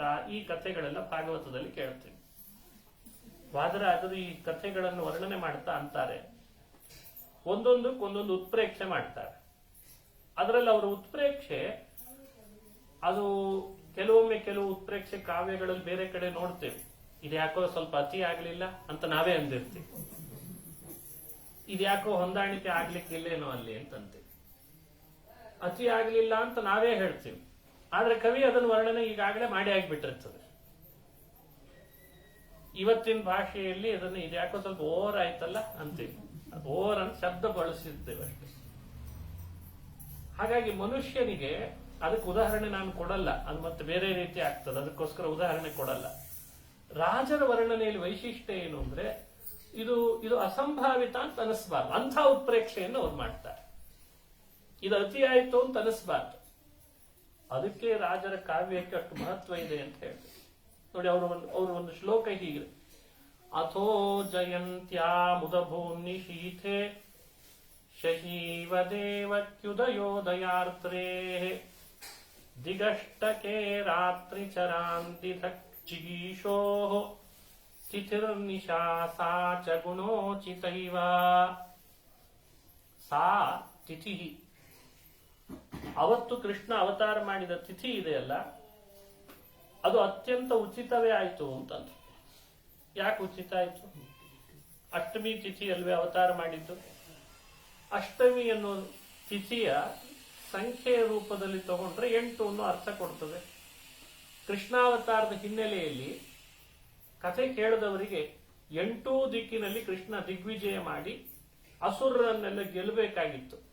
ಅದಕ್ಕೆ ಪ್ರಾಯ ಕೃಷ್ಣ ದಿಗಷ್ಟಕೆ ರಾತ್ರಿ ಚರಾಂಜಿಗೀಶೋ. ದಿಗಷ್ಟಕೆ ದಿಕ್ಕಿನ ಸಂಖ್ಯೆ ಇರೋದು 8. ಹಾಗಾಗಿ 8 ದಿಕ್ಕುಗಳಲ್ಲಿರುವ ರಾಕ್ಷಸರನ್ನ ನಾನು ಗೆಲ್ಲಿಕ್ಕೆ ಅವತರಿಸ್ತಿದ್ದೇನೆ ಎನ್ನುವ ಈ ರೀತಿ ಭಾವದಿಂದಲೇ ಪ್ರಾಯ ಕೃಷ್ಣ ಅಷ್ಟಮಿ ತಿಥಿಯನ್ನು ಆರಿಸ್ಕೊಂಡ. ಹಾಗಾಗಿ ಸಾ ತಿಥಿಗಿ ಉಚಿತೈವ ಗುಣೋಚಿತೈವ. ಇದಕ್ಕೆ ಈ ವಿಶೇಷತೆಯನ್ನ ನಾವು ಅಲ್ಲಿ ನೋಡ್ಬೋದು. ಕೆಲವರಿಗೆ ಹೀಗನ್ನಿಸ್ತು, ಏನೇ ಆಗ್ಲಿ ಬೆಳಗ್ಗೆ ಮಾಡಿದ್ರೆ ಬಹಳ ಸಮಸ್ಯೆ ಇರ್ತಿರ್ಲಿಲ್ಲ, ರಾತ್ರಿ ಅವತಾರ ಮಾಡಿಬಿಟ್ನಲ್ಲ ಕೃಷ್ಣ ಅಂತ. ರಾಜರಂತಾರೆ ತಿಥಿರ್ನಿಶಾ ಸೈವ ಗುಣೋಚಿತೈವ. ಅದು ರಾತ್ರಿ ಅವತಾರ ಮಾಡಿದ್ದೆ ಸರಿ ಇದೆ ಅಂದ್ರು. ರಾತ್ರಿ ಅವತಾರ ಮಾಡಿದ್ದು ಯಾಕೆ ಸರಿ ಇದೆ? ಅವ್ರು ಹೇಳ್ತಾರೆ, ರಾತ್ರಿ ಓಡಾಡೋರ್ದು ಗೆಲ್ಲಿಕ್ಕೆ ಅವತರಿಸಿದ್ದಕ್ಕೆ ರಾತ್ರಿ ಅವತಾರ ಅಂತ. ಸಂಸ್ಕೃತದಲ್ಲಿ ರಾಕ್ಷಸರಿಗೆ ರಾತ್ರಿಂಚರ ಅಂತ ಹೆಸರಿದೆ. ಅದಕ್ಕೆ ಅವ್ರೇನ್ ಮಾಡಿದ್ರು, ದಿಗಷ್ಟಕೆ ರಾತ್ರಿ ಚರ ಅಂತಿದ್ದೀಶೋ. ಬೆಳಗ್ಗೆ ಅವತಾರ ಮಾಡಿದ್ರೆ ಬೆಳಗ್ಗೆ ಇದ್ದವರನ್ನ ಕೊಲ್ಬೇಕು ಅಂತ ಉದ್ದೇಶ ಇದೆ ಅಂತ ಆಗ್ತಿತ್ತೇನೋ. ಅದಕ್ಕೆ ಕೃಷ್ಣ ರಾತ್ರಿನೇ ಓಡಾಡೋರು ರಾಕ್ಷಸರು, ಕಳ್ಳರು, ಅಂಥವ್ರನ್ನ ಗೆಲ್ಬೇಕು ಅನ್ನೋದೇ ನನ್ನ ಅವತಾರದ ಉದ್ದೇಶ. ಅದಕ್ಕೆ ಆ ತಿಥಿ ಸಾ ತಿಥಿ ಗುಣೋಚಿತ, ಸಾ ನಿಶಾ ಗುಣೋಚಿತ ಅಂತ ಇದು ರಾಜರ ವರ್ಣನೆಯಲ್ಲಿ ನೀವು ನೋಡ್ತೀರಿ. ಇಂಥ ಪ್ರಸಂಗಗಳನ್ನ ಮನುಷ್ಯ ಅರ್ಥೈಸಿಕೊಳ್ಬೇಕು. ಗರ್ಭವಾಸ ಕೃಷ್ಣನಿಗಿದೇನೋ ಇಲ್ವೋ ಅಂತ ಚರ್ಚೆ. ಬೇರೆ ಕವಿಗಳ ಕಾವ್ಯದಲ್ಲಿ ಆಲ್ರೆಡಿ ಗರ್ಭವಾಸದ ಬಗ್ಗೆ ವರ್ಣನೆ ಆಗಿಬಿಟ್ಟಿತ್ತು. ಅದನ್ನು ರಾಜರು ಚೆನ್ನಾಗಿ ಗಮನಿಸಿದ್ರು. ಸೈದ್ಧಾಂತಿಕವಾಗಿ ಮಧ್ವ ಸಿದ್ಧಾಂತ ಶ್ರೀಕೃಷ್ಣನ ಗೀತೆಯ ದೃಷ್ಟಿಯಲ್ಲಿ ಕೃಷ್ಣನಿಗೆ ಅವತಾರವೇ ಹೊರತು ಯಾವ ರೀತಿಯಿಂದಲೂ ಕೃಷ್ಣನಿಗೆ ನಿಮ್ಮಂತೆ ಹುಟ್ಟಿಲ್ಲ. ಅದಕ್ಕೆ ಅವರು ಕನ್ನಡದ ಕಾವ್ಯಗಳಲ್ಲೂ ಬಿಡದೇನೆ ಈ ವಿಷಯವನ್ನು ಸಾಧನೆ ಮಾಡಿದರು. ಜನ್ಮವೆಂಬುದು ಅವತಾರ ಅಂತ ಪದೇ ಪದೇ ಲಕ್ಷ್ಮೀ ಶೋಭಾನೆಯಲ್ಲಿ ಅದನ್ನು ಸಮರ್ಥನೆ ಕೊಟ್ಟರು ಯುಕ್ತಿಗಳಿಂದ. ರಾಜರ ಆ ಸೈದ್ಧಾಂತಿಕ ವಿಷಯವನ್ನು ಬಿಡ್ಲಾರು. ಯಾಕೆ ಅಂದ್ರೆ ಕೃಷ್ಣ ಗೀತೆಯಲ್ಲಿ ಹೇಳಿದಾನೆ, ಜನ್ಮ ಕರ್ಮ ಚ ಮೇ ದಿವ್ಯಂ, ನನ್ನ ಜನ್ಮ ಹಾಗೂ ನಾನ್ ಮಾಡಿದಂತಹ ಬೇರೆ ಬೇರೆ ಕಾರ್ಯಗಳು ಯಾರು ಚೆನ್ನಾಗಿ ಅರ್ಥೈಸ್ಕೊಳ್ತಾನೆ ಅದರ ಹಿನ್ನೆಲೆ ರಹಸ್ಯವನ್ನ ಅವನಿಗೆ ಪುನರ್ಜನ್ಮ ಇಲ್ಲ ಅಂತ ಕೃಷ್ಣ ಗೀತೆಯಲ್ಲಿ ಹೇಳಿದ. ಕೃಷ್ಣ ಗೀತೆಯಲ್ಲಿ ಹೇಳಿದ ಮೇಲೆ ತನ್ನ ಜನ್ಮದ ರಹಸ್ಯ ತಿಳಿ ಅಂತ ರಾಜರೇನ್ ಮಾಡಿದ್ರು, ನಾನು ತಿಳಿಯೋದಷ್ಟೇ ಅಲ್ಲ ತಿಳಿಸ್ತೇನೆ ಅಂತ ಹೊರಟರು. ಇದೇ ಭಗವಂತನ ಮಹಿಮೆಯನ್ನು ಮಾಡೋದು. ಇದು ಕರ್ತವ್ಯ. ನಾವು ತಿಳಿಯೋದು ಭಗವಂತನ ಬಗ್ಗೆ ಒಂದಾದ್ರೆ, ತಿಳಿದದ್ದನ್ನ ಸಮಾಜಕ್ಕೆ ತಿಳಿಯದೇ ಇದ್ದವರಿಗೆ ಮುಟ್ಸೋದು ಇನ್ನೊಂದು ಕೆಲಸ ಅಂತ. ಅದಕ್ಕೆ ಅವರು ಪದೇ ಪದೇ ಆ ಪರಮಾತ್ಮನ ಜನ್ಮದ ಬಗ್ಗೆ ಬಹಳ ಫೋಕಸ್ ಮಾಡಿಸ್ತಾರೆ. ರುಕ್ಮಿಣೀಶ್ ವಿಜಯದಲ್ಲೂ ಅದರ ಬಗ್ಗೆ ಹೆಚ್ಚು ಫೋಕಸ್ ಮಾಡಿದ್ದಾರೆ. ನಾನು ಒಂದು ವಿಷಯ ಹೇಳಿ ಮುಂದೆ ಹೋಗ್ತೇನೆ ಅದರ ಬಗ್ಗೆ. ಈಗ ಗರ್ಭವಾಸ ಮಾಡಿ ಕೃಷ್ಣ ಹುಟ್ಟಿದ್ನ, ವಾಸ ಮಾಡದೆ ಹುಟ್ಟಿದ್ನ, ಮಾಡಿ ಹುಟ್ಟಿದ ಅಂದ್ರೆ ಕೃಷ್ಣನಿಗೂ ಗರ್ಭವಾಸದ ಅಲ್ಲಿದ್ದಂತಹ ಶುಕ್ಲ ಶೋಣಿತ ಮಲಗಳ ಸಂಪರ್ಕ ಆಯ್ತಾ ಅಥವಾ ಆಗ್ಲಿಲ್ವಾ, ಇದೆಲ್ಲ ಚರ್ಚೆ ಸಹಜವಾಗಿ ಬರ್ತದೆ. ಈ ರಹಸ್ಯ ತಿಳಿದು ಬಿಟ್ರೆ, ಈ ವಿಷಯ ಸ್ಪಷ್ಟ ಪ್ರಮಾಣಗಳಿಂದ ನಿಶ್ಚಯ ಮಾಡಿಕೊಂಡ್ರೆ ಮುಂದೆ ಕೃಷ್ಣ ಮನುಷ್ಯ ಅಂತನ್ನೋರ ಬಾಯಿಗೆಲ್ಲ ಬೀಗ ಬೀಳ್ತದೆ. ಅಂತೂ ಬೀಗ ಬೀಳಿಸೋದು ತಪ್ಪಿದ್ದಲ್ಲ. ಬಹಳ ಜನ ಮನುಷ್ಯ ಮನುಷ್ಯ ಅಂತ ತಿಳಿದವರಿದ್ದಾರೆ. ಅವರ ಬಾಯಿಗೆಲ್ಲ ಬೀಗ ಹಾಕ್ಲಿಕ್ಕೆ ಈ ರಹಸ್ಯ ಅರ್ಥ ಮಾಡಿಸುವ ಅನಿವಾರ್ಯತೆ ಇದೆ. ಅದಕ್ಕೆ ರಾಜರೇನ್ ಮಾಡ್ತಾರೆ, ನಗರ್ಭವಾಸೋ ಮಮ ನಿರ್ಮಲಸ್ಯ ಇತ್ಯದೋ ಬುಧಾನ್ ಬೋಧಯಿತುಂ ಹೃದೇವ ಫಣೀಶ್ವರಂ ಗರ್ಭ ಗತಂ ವಿಧಾಯ ಪುನಃ ಸ್ವಯಂ ಸನ್ನಿಹಿತೋ ಬಭೂವ. ಇದೊಂದು ಅಂಶ ನಾವು ನೆನ್ಪಿಟ್ಕೊಳ್ಳೋಣ. ನಗರ್ಭವಾಸೋ ಮಮ, ಕೃಷ್ಣ ತನಗೆ ಗರ್ಭವಾಸಿ ಇಲ್ಲ ಅಂತ ತಾನೇ ತೋರಿಸಿದಾನೆ ಅಂದ್ರು ವಾದರಾಜರು. ವಾದಿಗಳ ಜೊತೆಯಲ್ಲಿ ವಾದ ಮಾಡ್ತಾ ಇದ್ದಾರೆ. ಹ್ಯಾಕ್ ತೋರಿಸಿದ ಅಂದ್ರೆ, ಹ್ಯಾಕ್ ತೋರಿಸಿದ ಅಂದ್ರೆ ಮೊದಲು ಶೇಷನನ್ನ ಗರ್ಭದಲ್ಲಿ ಕಳಿಸಿದ ದೇವಕಿ ಗರ್ಭದಲ್ಲಿ ಅಂತ ಸ್ಪಷ್ಟ ಇದೆ. ಅದರಿಂದ ಏನ್ ತೋರಿಸ್ತಾನೆ ಕೃಷ್ಣ? ಫಣೀಶ್ವರಂ ಗರ್ಭಗತಂ ವಿಧಾಯ. ನೋಡಿ, ಯಾರನ್ನು ಒಳಗಡೆ ಕಳಿಸ್ಬೇಕು, ಯಾರನ್ನು ಒಳಗಡೆಯಿಂದ ಹೊರಗೆ ತರಿಸ್ಬೇಕು, ಈ ಕೆಲಸ ಮಾಡೋ ನನಗೆ ಗರ್ಭವಾಸಿ ಇಲ್ಲ ಅನ್ನೋದು ಅರ್ಥ ಮಾಡ್ಕೊಳ್ಳಿಕ್ಕಾಗಲ್ಲ ನಿನಗೆ ಅಂತ. ಒಬ್ಬ ಜೈಲ್ ಮೇಂಟೈನ್ ಮಾಡೋನು ಖೈದಿಗಳನ್ನ ಒಳಗೆ ಕಳಿಸ್ತಾನೆ. ಯಾವ ಖೈದಿನ ಎಲ್ಲಿ ಕಳಿಸ್ತಾನೆ, ಯಾವ ಖೈದಿನ ಎಲ್ಲಿ ಬಿಡಿಸ್ತಾನೆ ಅನ್ನೋ ಅವನ ಅಧೀನ ಇರ್ತದೆ. ಆ ಕಾರಣಕ್ಕೆ ಒಳಗೆ ತಾನೂ ಹೋಗಿರ್ತಾನೆ ಜೈಲರು ಅಂಥೇಳಿ ಅವನಿಗೆ ಜೈಲ್ವಾಸ ಅಂತಂತಾರ ಯಾರಾದ್ರೂ? ಇಷ್ಟು ಯುಕ್ತಿ ಅರ್ಥ ಆಗ್ಲಿಲ್ಲ ಅಂದ್ರು ಆದ್ರೆ ಎಂಥ ಯುಕ್ತಿ ನೋಡಿ. ಒಬ್ಬ ಅಧಿಕಾರಿ ಖೈದಿಯನ್ನು ಒಳಗ್ ಹಾಕ್ಲಿಕ್ಕೆ ಅಂತ ಒಳಗ್ ಹೋಗಿರ್ತಾನೆ ಅಂದ್ರೆ ಅವನಿಗೆ ಜೈಲ್ವಾಸ ಅಂತ ಯಾರು ಹೇಳಲ್ಲಪ್ಪ. ಹಾಗಾಗಿ ಫಣೀಶ್ವರಂ ಗರ್ಭಗತಂ ವಿಧಾಯ, ಶೇಷನನ್ನ ಗರ್ಭದಲ್ಲಿ ಯಾಕೆ ಕೂಡಿಸಿದ ಅಂದ್ರೆ ನನಗ್ ಗರ್ಭವಾಸ ಇಲ್ಲ ಅಂತ ತಿಳಿಲಿ ಅಂತ ಅವನನ್ನು ಗರ್ಭದಲ್ಲಿ ಕೂಡಿಸಿದ ಅಂತಂತ. ಇದು ಅವರ ಯುಕ್ತಿಯ ಚಮತ್ಕಾರಗಳು. ಈ ರೀತಿ ಅರ್ಥ ಮಾಡ್ಕೊಳ್ಳಿ. ಇದೇ ಅವನ ಜನ್ಮದ ರಹಸ್ಯದ ಹಿಂದಿರುವ ತತ್ವ. ಏನೇ ಆಗಲಿ ಕೆಲವರು ವಾದ ಮಾಡುವಾಗ ಮತ್ತೆ ಮತ್ತೆ ಅಂತಿರ್ತಾರೆ, ಶ್ರೀಕೃಷ್ಣನು ನಮ್ಮ ಹಾಗೆ ಮನುಷ್ಯನೇ, ಅವನೇನು ಹೆಚ್ಚಿನವನಲ್ಲ, ನಮ್ಮ ಹಾಗೆ ದೇವಕ್ಕೆ ಹೊಟ್ಟೆಯಲ್ಲಿ ಹುಟ್ಟಿದ, ವಸುದೇವನಿಂದ ಹುಟ್ಟಿ ಬಂದ ಅಂತಂತ ವಾದ ಮಾಡ್ತಾರೆ. ಅದಕ್ಕೆ ವಾದರಾಜರಂತಾರೆ, ಎಡ್ಸಲಿ ಹೇಳಿದ್ರು ಕೆಲವರಿಗೆ ಅರ್ಥ ಆಗಲ್ಲ. ಹಾಗಾಗಿ ಕೆಲವು ಯುಕ್ತಿಗಳನ್ನಂತೂ ಹೇಳಿರ್ತೇನೆ, ಯಾವಾಗಲೂ ತಡವಾಗಿ ಅರ್ಥ ಮಾಡ್ಕೊಳ್ಳೋದಾದ್ರೂ ಮಾಡ್ಕೊಳ್ಳಿ ಅಂತವ್ರು.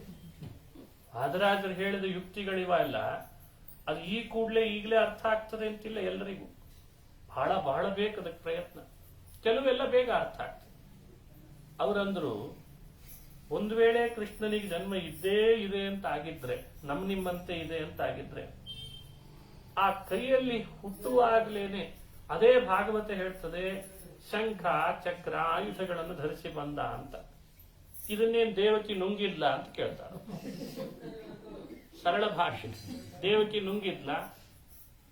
ದೇವಕಿ ಬಾಯಲ್ಲಿ ಯಾರಾದ್ರೂ ಹೋಗಿ ಶಂಖ ಚಕ್ರ ನುಂಗಿಸಿದ್ಯಾ? ಸಮರ್ಥನೆ ಮಾಡುವಾಗ ಯುಕ್ತಿಗಳಿಗೆ ಒಂದು ಬಲ ಇರಬೇಕೋ ಬೇಡೋ? ಹಾಗೆ ಹೊರಗೆ ಬಂದಿದ್ದಾನೆ ಅಂತ ಸ್ಪಷ್ಟ ಕಥೆನೇ ಇದೇನಲ್ಲಪ್ಪ. ಇದರಿಂದ ಏನ್ ತಿಳಿಯುತ್ತದೆ? ಶ್ರೀಕೃಷ್ಣನಿಗೆ ಗರ್ಭವಾಸನೂ ಇಲ್ಲ, ಅವನು ನಿಮ್ಮಂತೆ ತಾಯಿ ಗರ್ಭದಿಂದ ಹುಟ್ಟಿದವನೂ ಅಲ್ಲ. ಮತ್ತೆ ಹೇಗೆ ಬಂದ ಅಂತ ನಿಮ್ಮ ಪ್ರಕಾರ? ಹೇಗೆ ಬಂದ ಅಂದ್ರೆ ಅದಕ್ಕೆ ರಾಜರಂತಾರೆ, ಹಿಂದೆ ನೃಸಿಂಹನಾದಾಗ ಹೇಗೆ ಬಂದೋ ಹಾಗೆ ಬಂದ ಅಂತ ಉದಾಹರಣೆ. ನೃಸಿಂಹನಾದಾಗ ಕಂಬದಿಂದ ಹೊರ ಬಂದ. ಕಂಬನನ್ನ ಅಪ್ಪನೋ ಅಮ್ಮನೋ ಹೇಳಲಿಕ್ಕೆ ಆಗ್ತದ?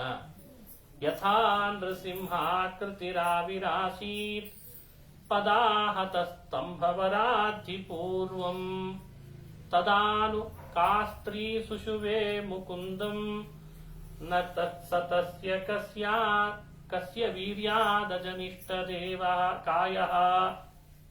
ತದಾನು ಕಾಸ್ತ್ರೀ ಸುಷುವೆ. ಯೋಚಿಸ್ರಿ, ಆ ಕಂಬದಿಂದ ನರಸಿಂಹ ಹೊರಗೆ ಬಂದಾಗ ಹಿರಣ್ಯಕಶಿಪು ಕಾಲದಿಂದ ಒದ್ದ. ಇವನು ಹೊರಗೆ ಬಂದಾಗ ಕಾಸ್ತ್ರೀ ಸುಷುವೆ. ಯಾವ ಸ್ತ್ರೀ ಆಗ ಹಡಲ್ಲಪ್ಪ? ಆ ನರಸಿಂಹನ ದೇಹ ಯಾವ ತಂದೆಯ ವೀರ್ಯದಿಂದ ಬಂದದ್ದಪ್ಪ? ಯುಕ್ತಿಯಿಂದಲೇ ಮಾತಾಡ. ನರಸಿಂಹನಿಗೆ ಇಲ್ಲದೆ ಇರೋದು ಯಾವುದು ಕೃಷ್ಣನಿಗಿಲ್ಲ, ನರಸಿಂಹನಿಗೆ ಇರೋದೆಲ್ಲ ಕೃಷ್ಣನಿಗಿದೆ. ಹಾಗಾಗಿ ಕೃಷ್ಣ ಅಂದ್ರೆ ನಿಮ್ಮಂತೆ ಅಲ್ಲ. ಈ ತತ್ವವನ್ನ ಸಾರಿ ಹೇಳ್ತಾ ಬರ್ತಾರೆ. ಅವನಿಗೆ ತಂದೆ ಇಲ್ಲ, ಅವನಿಗೆ ತಾಯಿ ಇಲ್ಲ, ಅದು ನಿಮಿತ್ತ ಮಾತ್ರ. ಯದೀಹ ಜಾತೋ ವಸುದೇವ ವೀರ್ಯಾತ್ ತದಾ ಕುತಸ್ತಸ್ಯ ವಿಭೂಷಣಾನಿ. ಇದು ವಸುದೇವನಂದಲೇ ಹುಟ್ಟಿದವನು ಅಂತಾಗಿದ್ದಿದ್ರೆ ಹುಟ್ಟಿದ ಮಗುವನ್ನ ವಸುದೇವ ಸ್ತೋತ್ರ ಮಾಡುವಾಗ ತಮದ್ಭುತಂ ಬಾಲಕಮಂಬುಜೇ ಕ್ಷಣಂ ಚತುರ್ಭುಜಂ ಶಂಖಗದಾರ್ಯುಧಾಯುಧಂ ಶ್ರೀವತ್ಸಲಕ್ಷ್ಮಂ ಕಲಶೋಪಿ ಕೌಸ್ತುಭಂ ಪೀತಾಂಬರಂ ಸಾಂದ್ರಪಯೋಧ ಸೌಭಗಂ ಮಹಾರ್ಯ ವೈಡೂರ್ಯ ಕಿರೀಟ ಕುಂಡಲ ತ್ವಿಷಾ ಪರಿಷ್ವಕ್ತ ಸಹಸ್ರ ಕುಂತಲಂ ಉದ್ದಾಮ ಕಾಂಚಂಗದ ಕಂಕಣಾದಿಭಿಃ ವಿರೋಚಮಾನಂ ವಸುದೇವ ಐಕ್ಷತ. ಆ ಕೃಷ್ಣನ ಅವತಾರ ಹೇಗಾಗಿತ್ತು, ಹೇಗಿದ್ದ ಕೃಷ್ಣ, ಕೈಗಳಲ್ಲಿದ್ದ ಆಯುಧ, ಕಾಲಿಗೆ ಕಟ್ಟಿದ ಗೆಜ್ಜೆ, ಕೈಗಳಿಗೆ ಹಾಕಿದ ಕಡಗ, ಉಟ್ಟ ಪೀತಾಂಬರ ಎಲ್ಲ ವರ್ಣನೆ ಇದೆ ಭಾಗವತದಲ್ಲಿ. ಅದಕ್ಕೆ ಕೇಳ್ತಾರೆ ರಾಜರು, ಅರೇ ಎಂದಾದ್ರೂ ಆಭರಣಗಳು, ವಸ್ತ್ರ, ಕಡಗ ಇವೆಲ್ಲ ಯಾವ ಮಗುವಿಗೆ ಹುಟ್ಟುತ್ತದೋ, ಹುಟ್ಟಿದ ಮಗುವಿಗೆ ಯಾವ ಕೈಯಲ್ಲಿರ್ತದೆ ತೋರ್ಸಪ್ಪ. ಹಾಗಾಗಿ ಇದು ಹುಟ್ಟಿದ್ದಲ್ಲ, ಇದು ಬೆಳೆಯೋದಲ್ಲ, ಬೆಳೆದದ್ದು, ಯಾವತ್ತಿನಿಂದಲೂ ಇದ್ದದ್ದು, ಇವತ್ತು ತಮ್ಮ ಕಣ್ಣಿಗೆ ಕಂಡದ್ದು ಅಂತ ರಾಜರು ಭಾರಿ ಅದ್ಭುತವಾಗಿ ಅನುಸಂಧಾನ ಮಾಡಿಸ್ತಾರೆ. ಇದೆಲ್ಲ ರಾಜರ ಚಮತ್ಕಾರಗಳನ್ನು ತಿಳ್ಕೊಳ್ರಿ ಅಂತ ಹೇಳ್ತಾರೆ. ಇನ್ನು ಬಾಗಿಲು ತಕ್ಕೊಳ್ತು, ಕೈಗಳಿಗೆ ಹಾಕಿದಂತಹ ಕಡಗಗಳು ಕೈಗೆ ಇದ್ದದ್ದೆಲ್ಲ ಕಳಚಿಬಿತ್ತು. ವಸುದೇವನ ಕೈದು, ದೇವಕಿ ಕೈದು ಆ ಸಮಯದಲ್ಲಿ. ಇದರ ಬಗ್ಗೆ ರಾಜರು ಕೊಡುವಂತಹ ತಿಳುವಳಿಕೆ ಏನು ಅಂದ್ರೆ, ಅವರಂತಾರೆ ಕೈಗಳಲ್ಲಿ ಬೇಡಿ ಕಳಚಿ ಬೀಳುತ್ತದೆ, ಯಾವುದೇ ತರದ ವಿಘ್ನಗಳು ಅವನಿಗೆ ಬರಲ್ಲ. ವಸುದೇವನಿಗೆ ಯಶೋದೆಯ ಬಳಿ ಕರ್ಕೊಂಡು ಹೋಗ್ಬೇಕಿತ್ತು ಗೋಕುಲಕ್ಕೆ. ಆ ಕಾಲದಲ್ಲಿ ಸಮಸ್ಯಾ ಪೂರ್ತಿ ಅಂತ ಇರ್ತಿತ್ತು. ಕವಿಗಳಿಗೆಲ್ಲ ಸಮಸ್ಯೆಗಳನ್ನು ಕೊಟ್ಟು ನೀವು ಈ ಶ್ಲೋಕ ಪೂರ್ಣ ಮಾಡ್ರಿ, ಈ ಸಮಸ್ಯೆ ಪೂರ್ಣ ಮಾಡ್ರಿ. ಸಮಸ್ಯೆ ಅಂದ್ರೆ ಸಮಸ್ಯೆನೇ, ಅದು ಅಷ್ಟು ಸುಲಭ ಪೂರ್ಣ ಮಾಡ್ಲಿಕ್ಕೆ ಆಗಲ್ಲ. ಹೀಗೊಂದು ಸಮಸ್ಯೆ ಇತ್ತಂತೆ. ಕರಸ್ಥ ದೇವಸ್ಯ ಕುತೋಂತರಾಯ ಅಂತ ಒಂದು ಸಮಸ್ಯೆ. ಕರಸ್ಥ ದೇವಸ್ಯ, ದೇವರ ಕೈಗೆ ಸಿಕ್ಕ ಅಂದ್ರೆ ಇನ್ನವನಿಗೆಲ್ಲಿದ ಬರ್ತದೋ ವಿಘ್ನ ಅಂತ ಇಷ್ಟದರ ಅರ್ಥ. ದೇವರೇ ಕೈಗೆ ಸಿಕ್ಕ ಅಂದ್ರೆ ಇನ್ನೆಲ್ಲಿದ ಅವನಿಗೆ ಬರ್ತದೋ ವಿಘ್ನ. ಇದು ಕರಸ್ಥ ದೇವಸ್ಯ ಕುತೋಂತರಾಯ. ಇದನ್ನ ರಾಜರ ಮುಂದೆ ಇಟ್ರಂತ. ರಾಜರೇ, ಹೀಗೊಂದು ಸಮಸ್ಯೆ ಇದೆ, ಇದನ್ನು ಪೂರ್ಣ ಮಾಡ್ರಿ. ರಾಜರು ನಾನು ರುಕ್ಮಿಣೀಶ್ ವಿಜಯದಲ್ಲಿ ಪೂರ್ಣ ಮಾಡ್ತೇನೆ ಅಂತಂದಿದ್ದಾರೆ. ಅವ್ರು ಹೇಳಿದ್ರು, ಕರೇ ನಿಧಾಯಾದ್ಭುತ ಬಾಲಮೀನಂ. ವಸುದೇವ ಈ ಅದ್ಭುತನಾದ ಶ್ರೀಕೃಷ್ಣ ಬಾಲಕನನ್ನ ಕೈಯಲ್ಲಿ ಹೊಂದಿದ, ಕೈಯಲ್ಲಿ ಹೊತ್ತುಕೊಂಡ, ಕೈಯಲ್ಲಿಟ್ಟುಕೊಂಡ. ಬಹಿರ್ ನಿಸ್ಸರತೋಸ್ಯ ಶೌರೇ, ಹೊರಗೋಗ್ಬೇಕಿನ್ನು ಅಂತ ಯೋಚಿಸಿದ. ಅಂದಿನ ರಾತ್ರಿ ಹೊರಗೋಗ್ಬೇಕು ಕಾರಾಗೃಹದಿಂದ ಅಂತ ಯೋಚಿಸಿದ. ಹೊರಟು ನಿಂತ. ನತದ್ಗೃಹದ್ವಾರ ಗಣೋಂತರಾಯ. ಈ ಕೃಷ್ಣ ಹುಟ್ಟುವಾಗ ಕಂಸ ಮೊದಲೇನೆ ಬಹಳಷ್ಟು ಸೈನಿಕರನ್ನ ಹೆಚ್ಚಿನ ಸಂಖ್ಯೆಯಲ್ಲಿ ಜಮಾವಣೆ ಮಾಡಿದ್ನಂತೆ.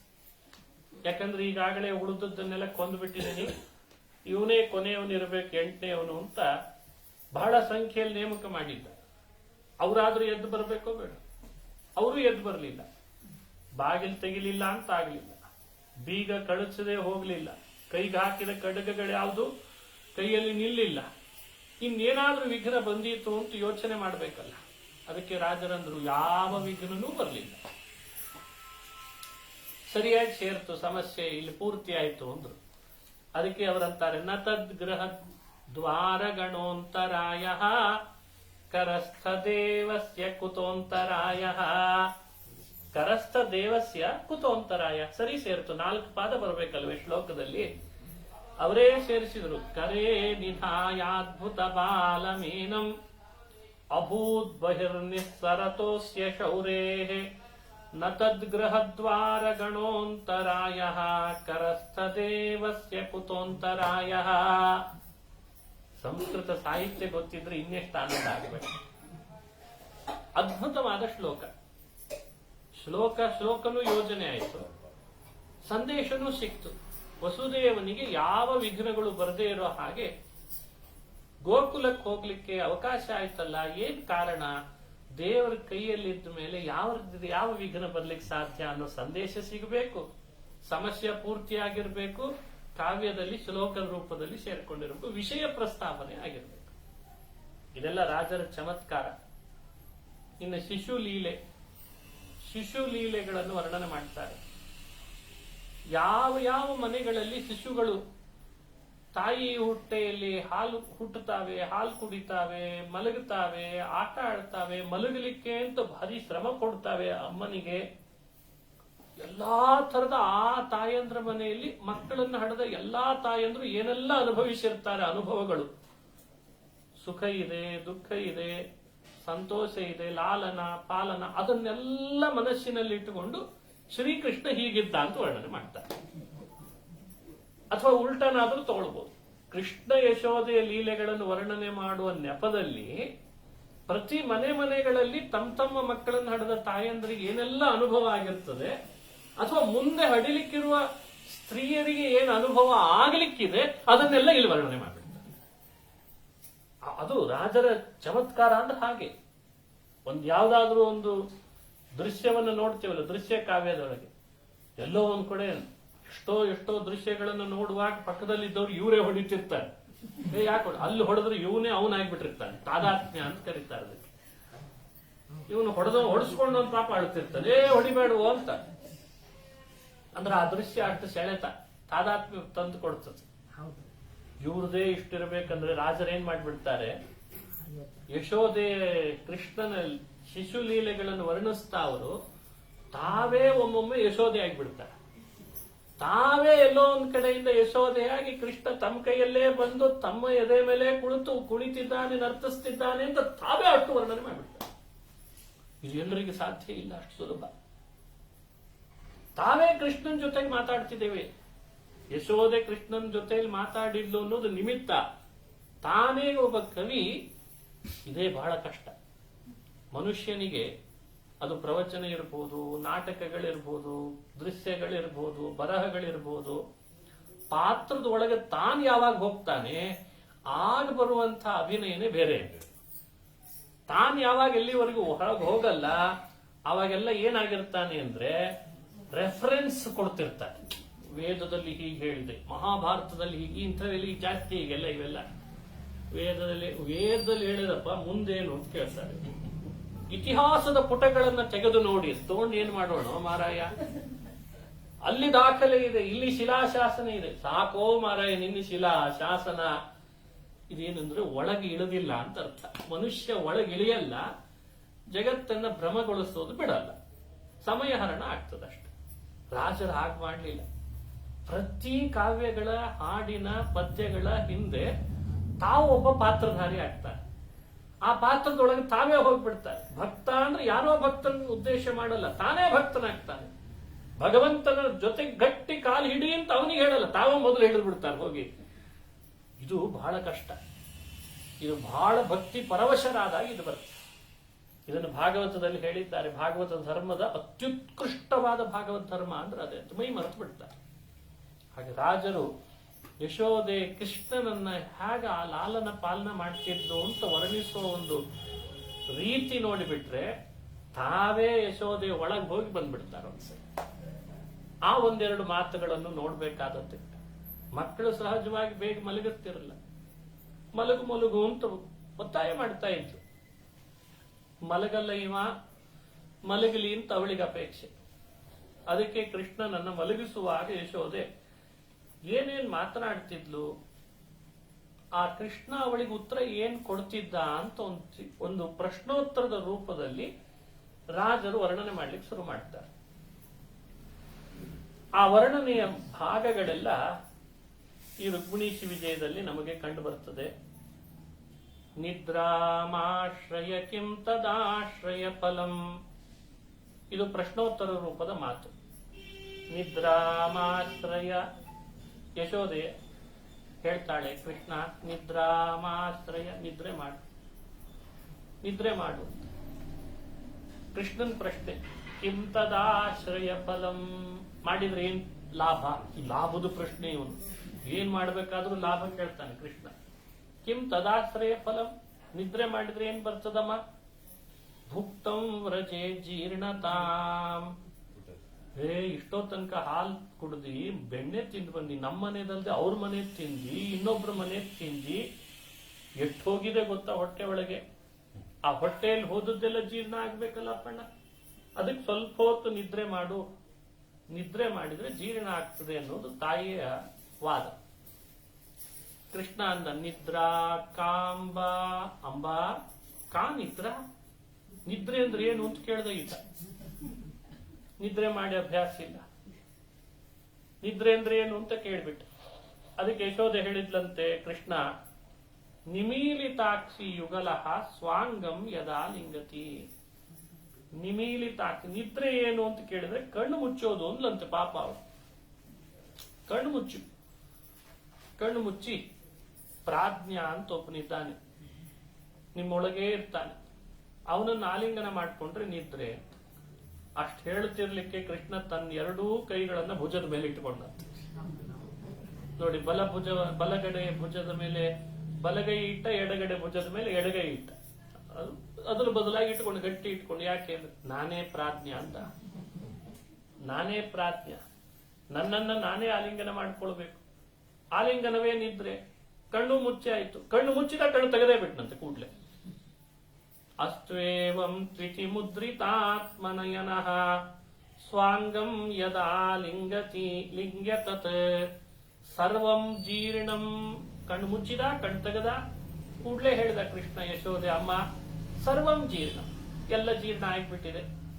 ನೀನ್ ಹೇಳಿದ್ದಿ ನಿದ್ರೆ ಮಾಡಿದ್ರೆ ಜೀರ್ಣ ಆಗ್ತದೆ, ಜೀರ್ಣ ಆಯ್ತು, ಪುನಃ ಹಾಲು ಕೊಡು ಅಂತ ಕೇಳಿದ. ಸರ್ವಂ ಜೀರ್ಣ ಮಥೋ ದಿಶೇತಿ ಜನನೀ. ದಿಶಾ ಅಂತ ಕೃಷ್ಣ ಜಗತ್ತಿಗೆಲ್ಲ ತಾನು ಸರ್ವಸ್ವವನ್ನ ಕೊಡಬಲ್ಲ, ಕೊಡ್ತಿದ್ದಾನೆ. ಆದ್ರೆ ತಾಯಿಯ ಮುಂದೆ ಮಾತ್ರ ಅಮ್ಮ ಹಾಲು ಕೊಡು ಅಂತ ಕೇಳ್ತಿದ್ನಲ್ಲ, ಆ ಕೃಷ್ಣ ನನ್ನನ್ನು ರಕ್ಷಿಸಲಿ ಅಂತ ವಾದರಾಜರು ಹೇಳ್ತಾರೆ. ಸರ್ವಂ ಶಂಸನ್ ನಿಜಂ ಸೋವತಾತ್.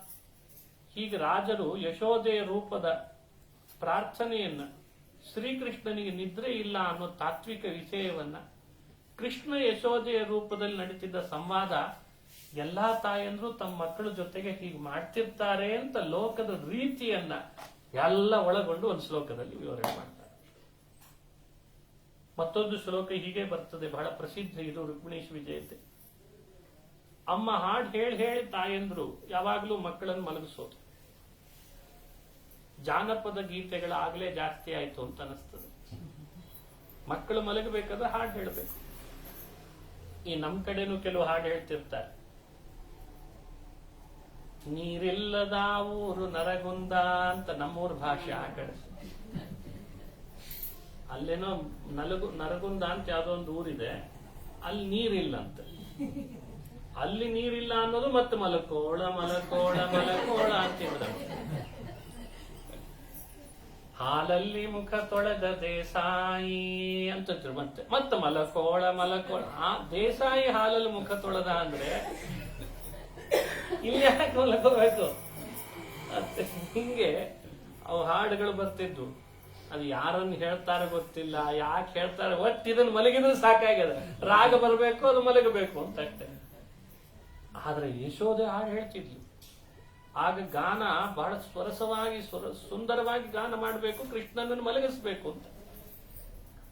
ಆ ಮಲಗಬೇಕು ಅಂತ ಹೇಳಿ ಕೃಷ್ಣನಿಗೆ ಹಾಡು ಹೇಳ್ತಿದ್ರೆ, ಮಾತರ್ಗಾಯಸಿ ಅಂತ ಕೃಷ್ಣ ಶುರು ಮಾಡಿದ ಮೆಲ್ಲನೆ. ಮಾತರ್ಗಾಯಸಿ ಕಿಂ ಸದಾ ಜಲನಿಧೋ. ಅಮ್ಮ ಗಾಯಸಿ, ಹಾಡು ಹೇಳ್ತಿದ್ಯಲ್ಲ, ಯಾರಿಗೆ, ಯಾರನ್ನ ಅಂತ ಕೇಳಿದ.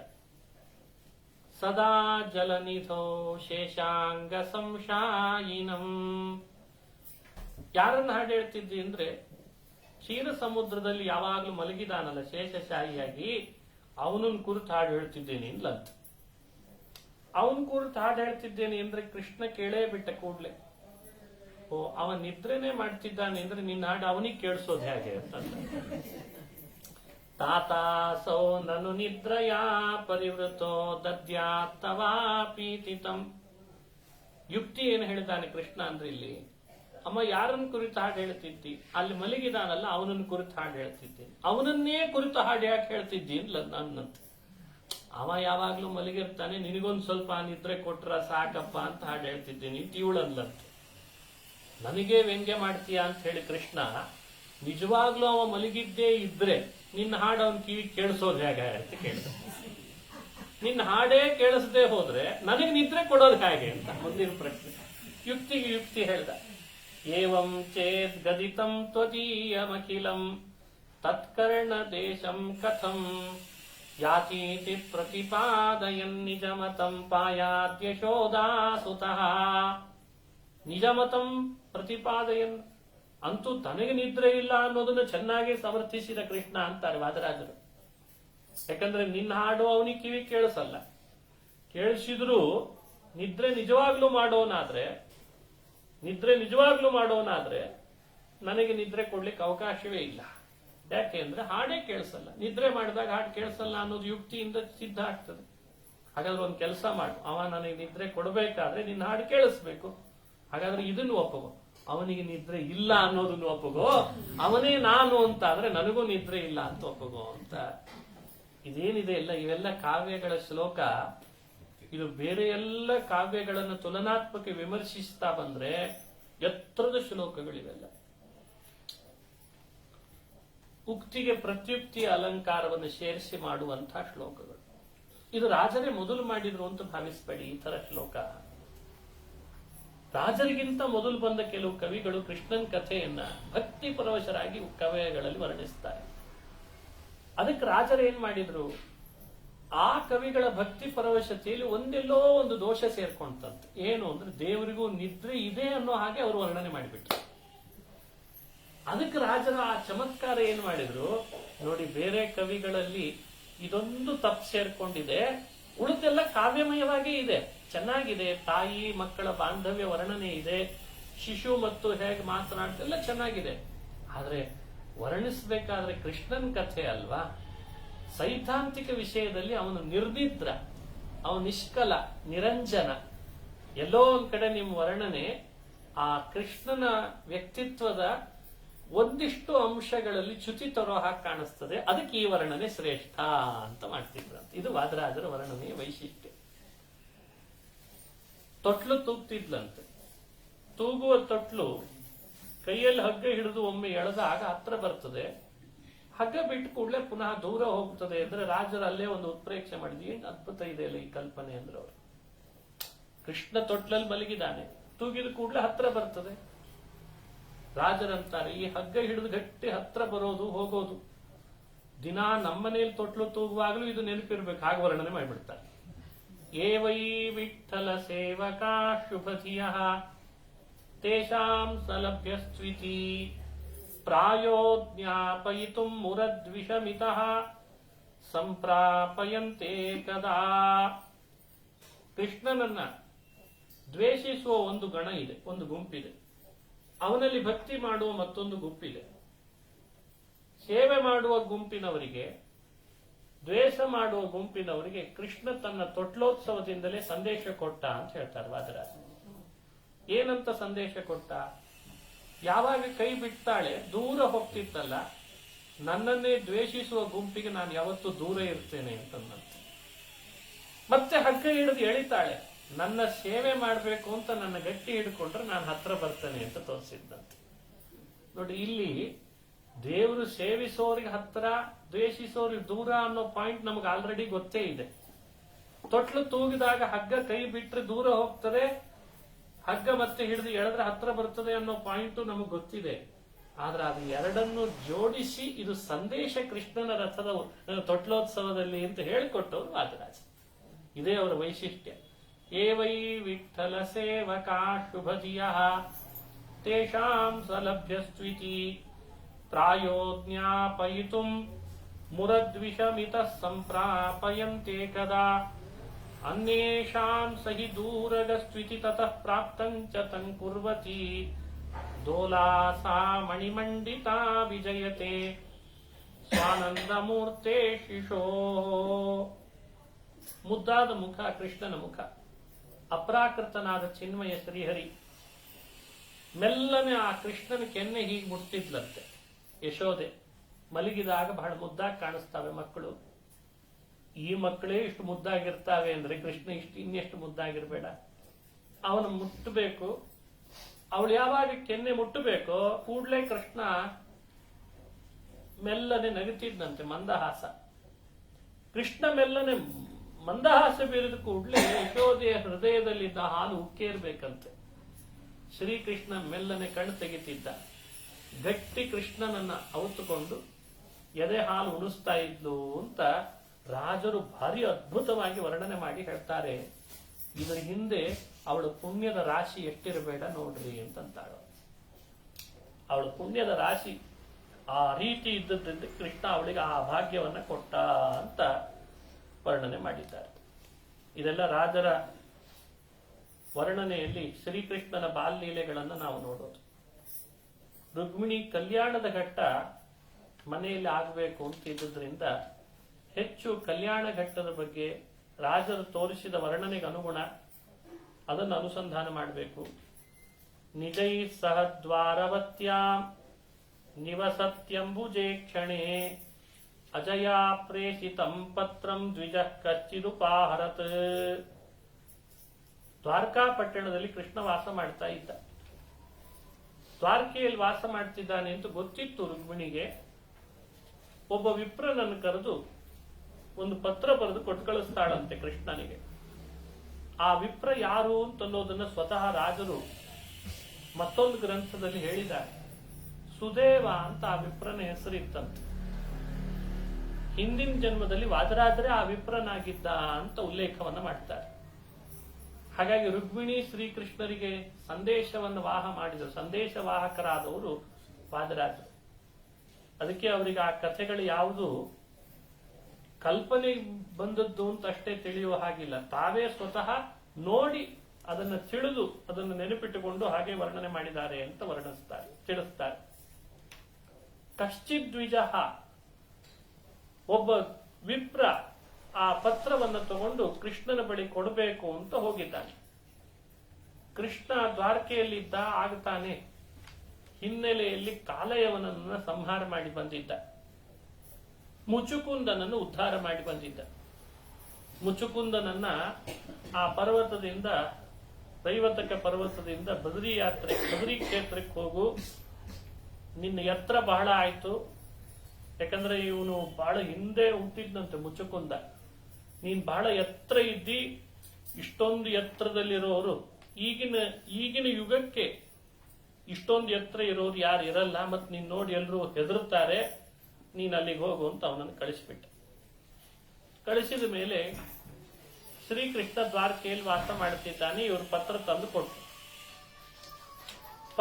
ಕೊಟ್ಟದ್ದನ್ನ ಕೃಷ್ಣ ನೋಡಿದ. ಪತ್ರದಲ್ಲಿ ಏನಿತ್ತು ಅಂತ ಭಾಗವತದಲ್ಲಿ ವರ್ಣನೆ ಮಾಡ್ತಾರೆ. ಭಾಗವತದಲ್ಲಿ ವರ್ಣಿಸುವಾಗ ಆ ಪತ್ರದ ಸಂದೇಶ ಏನಾಗಿದೆ? ಶ್ರುತ್ವಾ ಗುಣಾನ್ ಭುವನ ಸುಂದರ ಸಂಗಮಾಸ್ತೆ ನಿರ್ವಿಶ್ಯ ಕರ್ಣ ವಿವರಂ ಹರತೋಂಗತಾಪಂ ಅಂತ ವರ್ಣನೆ ಇದೆ. ಆ ಶ್ಲೋಕಗಳನ್ನೆಲ್ಲ ವಾದರಾಜರು ಏನ್ ಮಾಡ್ತಾರೆ, ಆ ಪತ್ರದಲ್ಲಿದ್ದಂತಹ ಭಾಗಗಳನ್ನ ಅಪೂರ್ವವಾದ ರೀತಿಯಲ್ಲಿ ಸಮಾಜಕ್ಕೂ ಸಂದೇಶ ಕೊಡುವ ರೀತಿಯಲ್ಲಿ ಆ ಪತ್ರ ಇತ್ತು ಅಂತ ವರ್ಣನೆ ಮಾಡ್ತಾರೆ. ಒಂದೆಡೆ ಕಾವ್ಯನೂ ಆಗ್ಬೇಕು, ಈ ಕಡೆ ಆ ಪತ್ರದ ಸಂದೇಶನೂ ಕೂಡ ನಮಗೆಲ್ಲ ತಿಳಿದಿರಬೇಕು. ಆ ಪತ್ರದ ಸಂದೇಶ ಹೀಗಿದೆ, ಅಲ್ಲಿ ಏನೇನಿತ್ತು ಅಂತ ವರ್ಣನೆ ಮಾಡ್ತಾರೆ. ನಿಜೈ ಸಹ ದ್ವಾರವತ್ಯಾಂ ಆದ್ಮೇಲೆ ಬರುವ ಶ್ಲೋಕ. ಧನ್ಯಾ ಬಲಾಸಾ ವಿಭವೇ ಭವೇದ್ಯಾ ವೇದ್ಯಾಯ ಭೂಮ್ನೆ ಪುರುಷಾಯ ಸಾಮ್ನಾ ಸಾಮ್ನಾಯ ಶಾಸ್ತ್ರೋದಿತ ಧರ್ಮ ಪಾತ್ರೇಷು ದತ್ತಾತ್ಮಪದಾಯ ದತ್ತ. ಅಬಲ ಇಯಂ ಧನ್ಯ, ಸ್ತ್ರೀಯರಿಗೆ ಸಂಸ್ಕೃತದಲ್ಲಿ ಅಬಲ ಅಂತ ಕರೆದಿದ್ದಾರೆ. ರುಕ್ಮಿಣಿ ಬರೆಯುವಾಗ ಹೇಳಿದಾಳೆ, ನಾನು ಅಬಲೆ ಅಂತಾಳೆ. ಅಬಲೆಯಾದ್ರೂ ಧನ್ಯಳಾಗ್ತಾಳೆ, ಕೃತಾರ್ಥಳಾಗ್ತಾಳೆ. ಯಾವಾಗ? ವೇದ್ಯಾಯ ಪುಣ್ಯೆ ಪುರುಷಾಯ ಭವೇತ್. ಒಬ್ಬ ಉತ್ತಮ ಪುರುಷನನ್ನ ಅವಳು ವಿವಾಹ ಮಾಡಿಕೊಂಡ್ರೆ ಅಬಲೆಯಾದ್ರೂ ಕೂಡ ಕನ್ಯೆ ಧನ್ಯಳೆನಿಸ್ತಾಳೆ. ದಾನ ಯಾವತ್ತಿದ್ರೂ ಪಾತ್ರನಿಗೆ ಮಾಡಿದ್ರೆ ಫಲ ವಿಶೇಷ ಇದೆ, ಅಪಾತ್ರರಿಗೆ ಮಾಡಿದ್ರೆ ಫಲ ಹಾನಿ ಇದೆ. ನಿನ್ನಂಥ ಸತ್ಪಾತ್ರ ನನ್ನ ತಂದೆಗೆ ಮತ್ತೊಬ್ಬನಿಲ್ಲ ಅಂತಾಳ. ಈ ಮಾತಿನ ಅಭಿಪ್ರಾಯ ಸಾಮ್ನಾಯ ಶಾಸ್ತ್ರೋದಿತ ಧರ್ಮ ಪಾತ್ರೇಷು ದತ್ತಾತ್ಮ ಪದಾಯ ದತ್ತ. ನೀನು ಸಾಮ್ನಾಯ ಶಾಸ್ತ್ರೋದಿತ ಧರ್ಮ ಪಾತ್ರ, ಭಗವಂತ ಧರ್ಮ ಪಾತ್ರನಲ್ವೇ? ವೇದಾದಿ ಶಾಸ್ತ್ರಗಳಲ್ಲಿ ಅವನ ಗುಣಗಳ ಮಹಿಮೆ ಹೇಳಿದ್ದಾರೆ. ಅವನಿಗಿಂತ ಸತ್ಪಾತ್ರ ಸಮಾಜದಲ್ಲಿ ಇನ್ಯಾರು ಇರ್ಲಿಕ್ಕೆ ಸಾಧ್ಯ? ಅಂಥ ಪಾತ್ರ ನೀನು, ನಿನ್ನ ಕೈ ಸೇರಿದರೆ ನಾನು ಧನ್ಯಳಾಗ್ತೇನೆ. ಇದು ಮೊದಲನೇ ಮಾತಿನ ಅಭಿಪ್ರಾಯ. ಇದರ ಸಾರ ಏನು ಅಂದ್ರೆ, ಕನ್ಯೆಯಾದವಳು ಯೋಚಿಸಬೇಕಾದದ್ದಿದೆ. ತಾನು ಯಾರ ಕೈ ಹಿಡಿಬೇಕು, ತನ್ನ ಕೈ ಯಾರು ಹಿಡಿತಾನೆ, ಆ ಹಿಡಿಯೋವನ ಕೈ ಸತ್ಪಾತ್ರದ ಕೈಯೋ ಅಪಾತ್ರದ ಕೈಯೋ ಅಂತ ಯೋಚನೆ ಮಾಡಲಿ. ಹಾಗೆ ಕನ್ಯೆಯನ್ನು ಧಾರೆ ಎರೆದು ಕೊಡುವ ತಂದೆಯ ಜವಾಬ್ದಾರಿಯನ್ನು ಸೂಚಿಸ್ತಾಳೆ. ನಾನು ವಿವಾಹ ಮಾಡಿಕೊಡುವಂತಹ ನನ್ನ ಮಗಳ ಏನು ವರನಿದ್ದಾನೆ, ಅವನು ಸಾಮ್ನಾಯ ಶಾಸ್ತ್ರೋದಿತ ಧರ್ಮ ಪಾತ್ರೆ.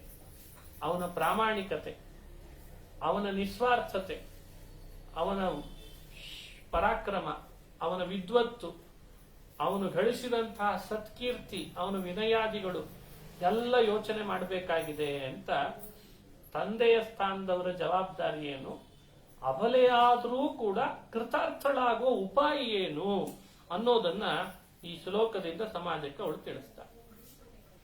ಕಥೆ ಗೊತ್ತಿದ್ದಂತೆ ಶಿಶುಪಾಲ, ದಂತವಕ್ರ, ಜರಾಸಂಧ ಎಲ್ಲರೂ ರುಕ್ಮಿಣಿಯ ಮೇಲೆ ಕೈ ಹಾಕಿದ್ರು, ಕಣ್ಣು ಹಾಕಿದ್ರು, ಕೈಯೆಲ್ಲ ಕಣ್ಣು ಹಾಕಿದ್ರು. ಇವಳನ್ನೇನಾದ್ರೂ ಮಾಡಿ ಶಿಶುಪಾಲನಿಗೆ ಕೊಡಿಸ್ಬೇಕು ಅಂತ ಜರಾಸಂಧ ಸಂಚು ಮಾಡಿದ್ದ. ಈ ತರದ ಘಟನೆಗಳು ಲೋಕದಲ್ಲಿ ಯಾವಾಗಲೂ ನಡೀತಿರ್ತಾರೆ.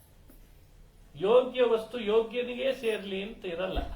ಯಾರೋ ಒಬ್ರು ಕಲ್ಲು ಹಾಕ್ತಾರೆ, ಏನಾದ್ರೂ ಮಾಡಿ ಒಂದು ವಿಘ್ನ ತಂದು ಒಡ್ಡುತ್ತಿರ್ತಾರೆ. ಆ ನಿಟ್ಟಿನಲ್ಲಿ ಇಲ್ಲೂ ಕೂಡ ಶಿಶುಪಾಲ ಕಣ್ಣು ಹಾಕಿದ್ದ. ಜರಾಸಂಧ ಅದಕ್ಕೆ ತಕ್ಕಂತೆ ಎಲ್ಲ ನೇಮಕ ಮಾಡಿದ್ದ ರಾಜರುಗಳನ್ನ.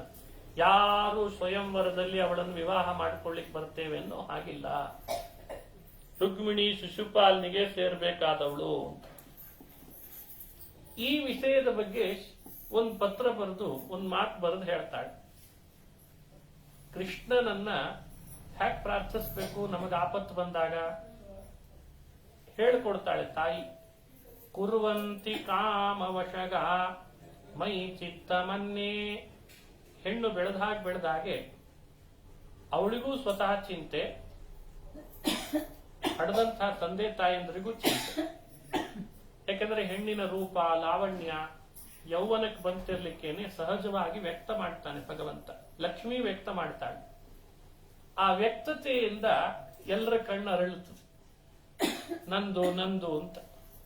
ಕಾಮವಶತೆ, ಕಾಮಪೀಡೆ ಅದೆಲ್ಲವೂ ಕೂಡ ಅವಳ ಮೇಲೆ ಮತ್ತಷ್ಟು ಬಾಧೆ ಕೊಡ್ಲಿಕ್ಕೆ ಶುರು ಆಗ್ತದೆ.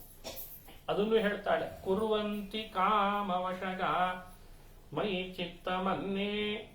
ಅನ್ನೇ ಮೈ ಕಾಮವಶಗಾಹ ಕುರುವಂತಿ. ನನ್ನನ್ನ ತಮ್ಮ ಸ್ವಾರ್ಥ ಕಾಮನೆಗಾಗಿ ನನಗ್ ಬೇಕು ಅಂತ ಹಾತುರಿತಾ ಇದ್ದಾರೆ. ನನ್ನ ಬಗ್ಗೆ ಅಶ್ಲೀಲತೆಯನ್ನು ಮೆರೀತಿದ್ದಾರೆ. ಇದು ಹೆಣ್ಣಿಗೆ ಸಹಜವಾಗಿ ಒಂದು ವಯಸ್ಸಿಗೆ ಕಾಡುವಂತಹ ಸಮಸ್ಯೆ. ಆ ಅಭದ್ರತೆ ಇದನ್ನು ಸ್ವತಃ ರುಕ್ಮಿಣಿ ಸಮಾಜಕ್ಕೆ ತೋರಿಸ್ಬಿಟ್ಟಿದ್ದಾಳೆ. ಹೇಳಿ ಅವಳಿಗೇನಿಲ್ಲ. ಅಹಂ ರುದ್ರೇ ಭಿರ್ವಸು ತಿಶ್ಚರಾಮ್ಯಹಮಾದಿತ್ಯೆ ಅಂತ ರುಕ್ಮಿಣಿ ಲಕ್ಷ್ಮೀದೇವಿ ಅವತಾರ, ಶ್ರೀರೂಪಳು.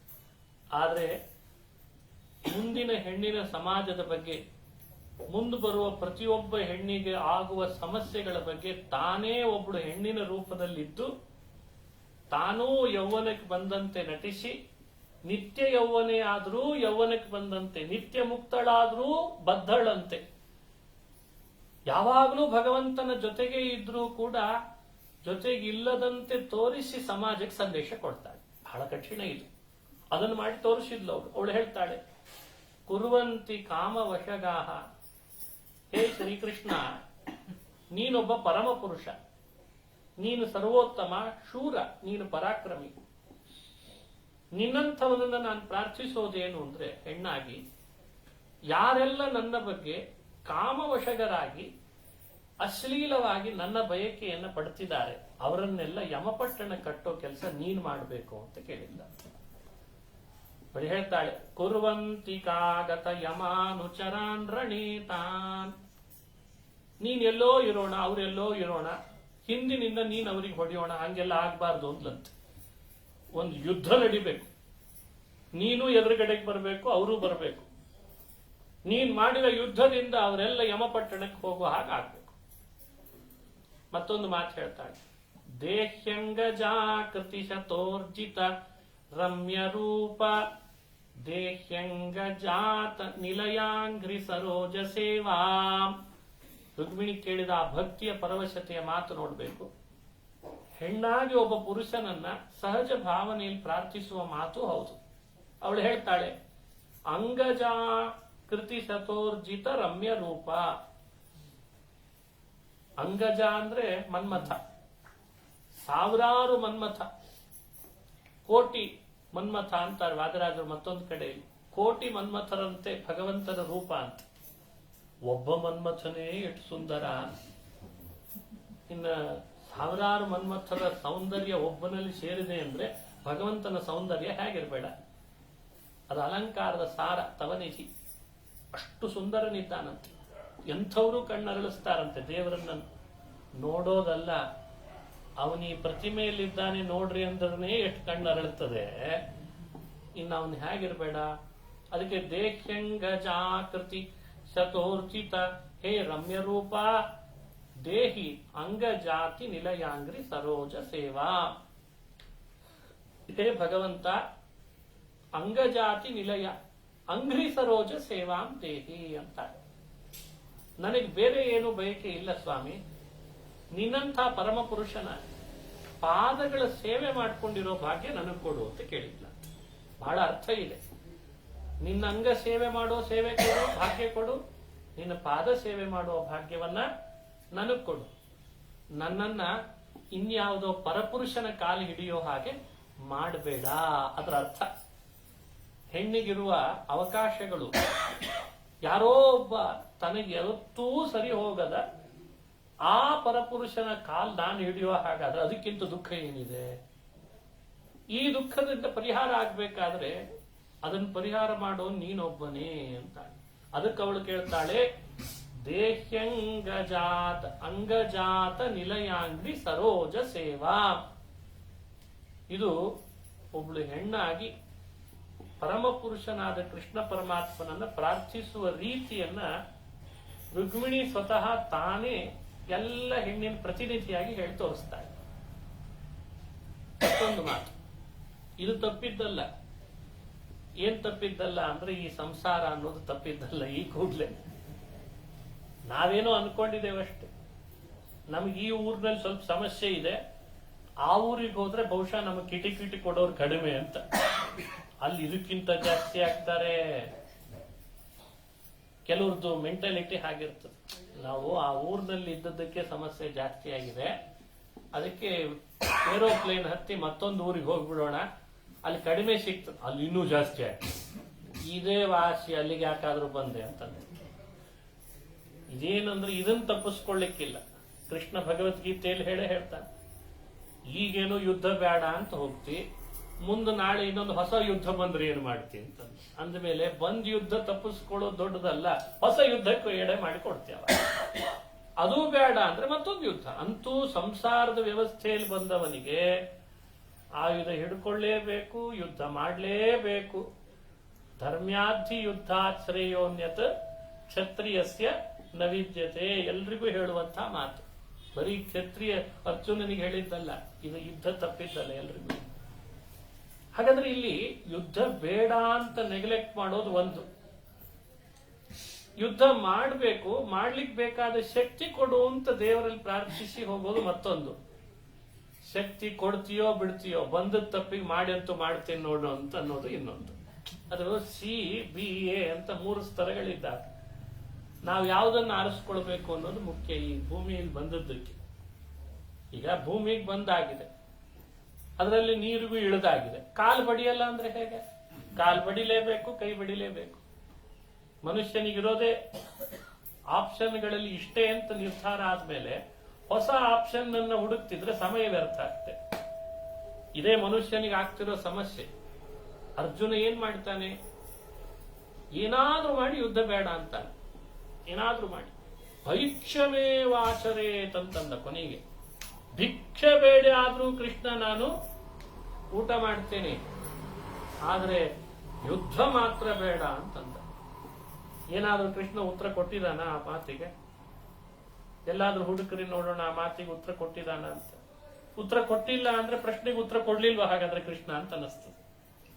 ಅದಕ್ಕೆ ಯಾವ ಮಾತನ್ನ ಅರ್ಜುನ ಇಂಥವುಗಳನ್ನ ಆಡಿದಾನೆ ಅದನ್ನ ಬಹಳ ಬೇಗ ದೇವರು ದೂರ ಸರಿಸಿಬಿಟ್ನಂತೆ.